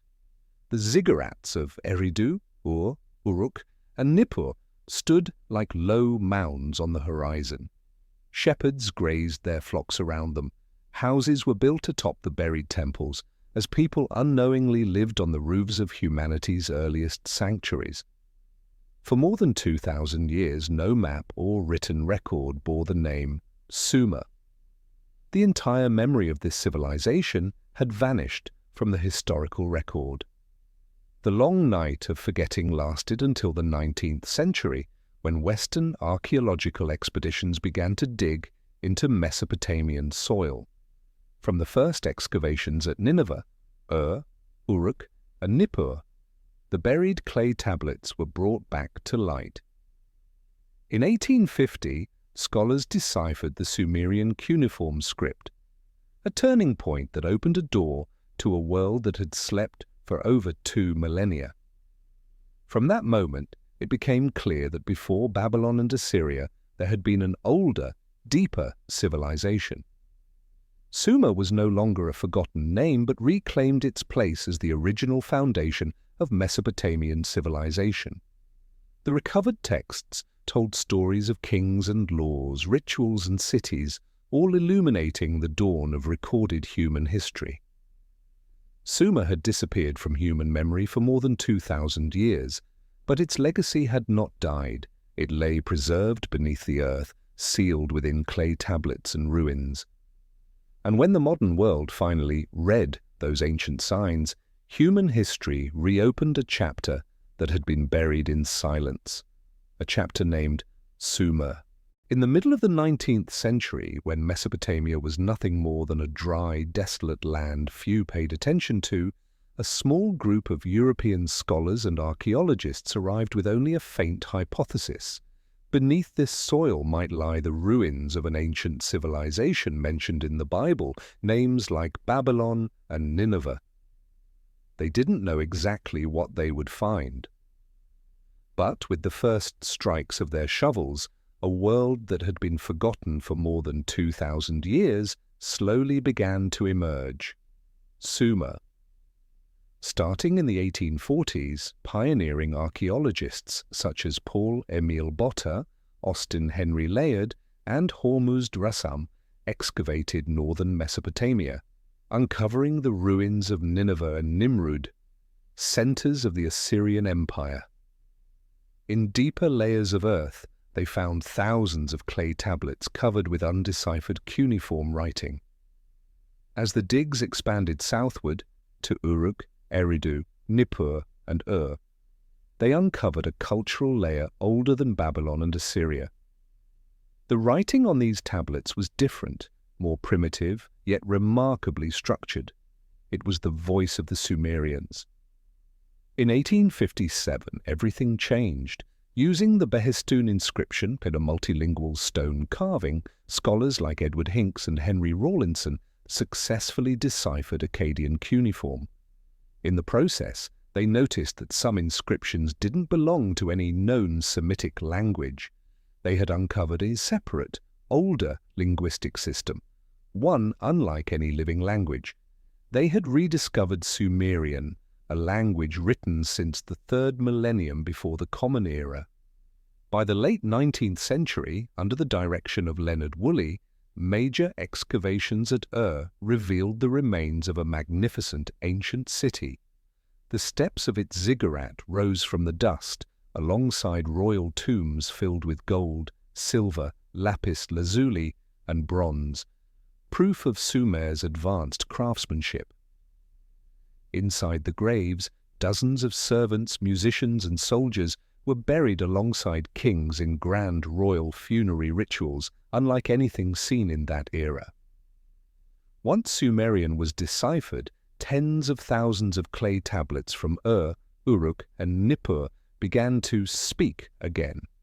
They contained records of laws, taxes, trade, prayers, hymns, epics, and royal chronicles, including the Sumerian King List. Names long buried in silence, Alulim, Enmenluana, Dumuzid, Gilgamesh, Urnamu, Shulgi, Ishbiera, were read aloud once more in university lecture halls and research institutes. The world now understood. Before Egypt was united, before Greece rose, Sumer had already built cities, written laws, collected taxes, and erected temples. From the early 20th century onward, research on Sumerian thought, religion, society, and kingship accelerated. Excavation sites at Uruk, and Nippur became international research hubs. Every brick fragment and every deciphered tablet restored a piece of humanity's lost memory. Sumer returned, not as a kingdom, but as the foundation of recorded history itself. Its rediscovery changed how the world understood the human past. Civilization didn't begin with Egypt or Greece, but with Sumer, where the first kings to bear recorded names climbed their thrones over 4,000 years ago. A civilization once buried in darkness had become the beating heart of ancient archaeological and historical research. From the distant dawn of time, when Alulim was recorded as the first king of Eridu, the oldest city of Sumerians in the 4th millennium before the Common Era, to the day in the 19th century when archaeologists carefully lifted clay tablets that had slept beneath the earth for over 2,000 years. 1,000 years, the history of Sumer had come full circle. It began with a small throne on the banks of the Euphrates, fell into silence, and returned to the light. Not through war, but through words carved deep into clay.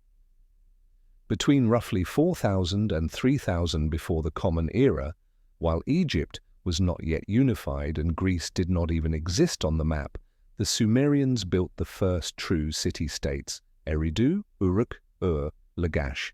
They raised ziggurats, invented cuneiform writing, divided land, created laws, recorded harvests, and organized society with astonishing structure. On that foundation, they set a sacred throne. The king was seen as the chosen one of Enlil, the keeper of harmony between humanity and the cosmos. From Alulim to Gilgamesh, from Ur-Nammu to Ishbi-Era, more than 2 millennia of Sumerian kingship left behind a durable political and religious structure, the backbone of all Mesopotamian history. When the Sumerian city-states weakened at the end of the 3rd millennium before the Common Era, power passed to the Amorites, Assyrians, and Babylonians. But these new empires did not erase Sumer. They used Sumer's memory to legitimize their own power. They held coronation rituals at Nippur, invoked the laws of Ur-Nammu, and called upon gods by their Sumerian names. For over 1,000 years after the last Sumerian kings disappeared, every throne in Mesopotamia, from the Amorite dynasties to the Assyrian Empire, Babylonian Empire, and Achaemenid Empire, stood upon Sumerian foundations. Even after the Sumerian language ceased to be spoken in the early 2nd millennium before the Common Era, it lived on in temples and scholarly schools. In Babylonian and Assyrian scribal academies, Sumerian was taught as a classical language. Clay tablets preserving laws, hymns, tax records, mathematics, and king lists were copied across centuries. When an Assyrian priest whispered a prayer in Sumerian, he was linking himself to a past more than 2,000 years old. By the 6th century before the Common Era, under the Achaemenids and later the Romans, Sumer had become a civilization of legend. The Greeks and Romans heard tales of kings who reigned for tens of thousands of years, of cities born at the dawn of time. The name Sumer had vanished, but the idea of a primordial age of power endured. After the 1st century of the Common Era, the dust of time covered Mesopotamia. Ziggurats crumbled into piles of bricks. Clay tablets were buried deep beneath the earth. No priest spoke Sumerian. No scholar remembered the old kings. The world forgot Sumer, but its memory waited underground. Beginning in the 1840s, excavations at Uruk, Nippur, and opened a new chapter. In 1857, thanks to the Behistun inscription, cuneiform writing was deciphered. Thousands of clay tablets began to speak again, of laws, epics, hymns, and king lists. The modern world learned the names Alulim, Enmenlu-Ana, Dumuzid, Gilgamesh, Ur-Nammu, Shulgi, Ishbi-Era, names that had been silent for more than 2 millennia. Sumer returned as the foundation of human civilization. In the 20th century, ancient cities like Uruk, Ur, and Nippur became major international research centers. The discoveries forced the world to rewrite history. Before Egypt, before Greece, before Rome, there was Sumer, where the first recorded kings ascended their thrones more than 4,000 years ago. From Alulim to the archaeologists of the 19th century, Sumer's journey was not one of a conquering empire, but of an unextinguished memory. When the clay tablets were read again, history did more than give Sumer back its voice. It reopened the very first page of human civilization.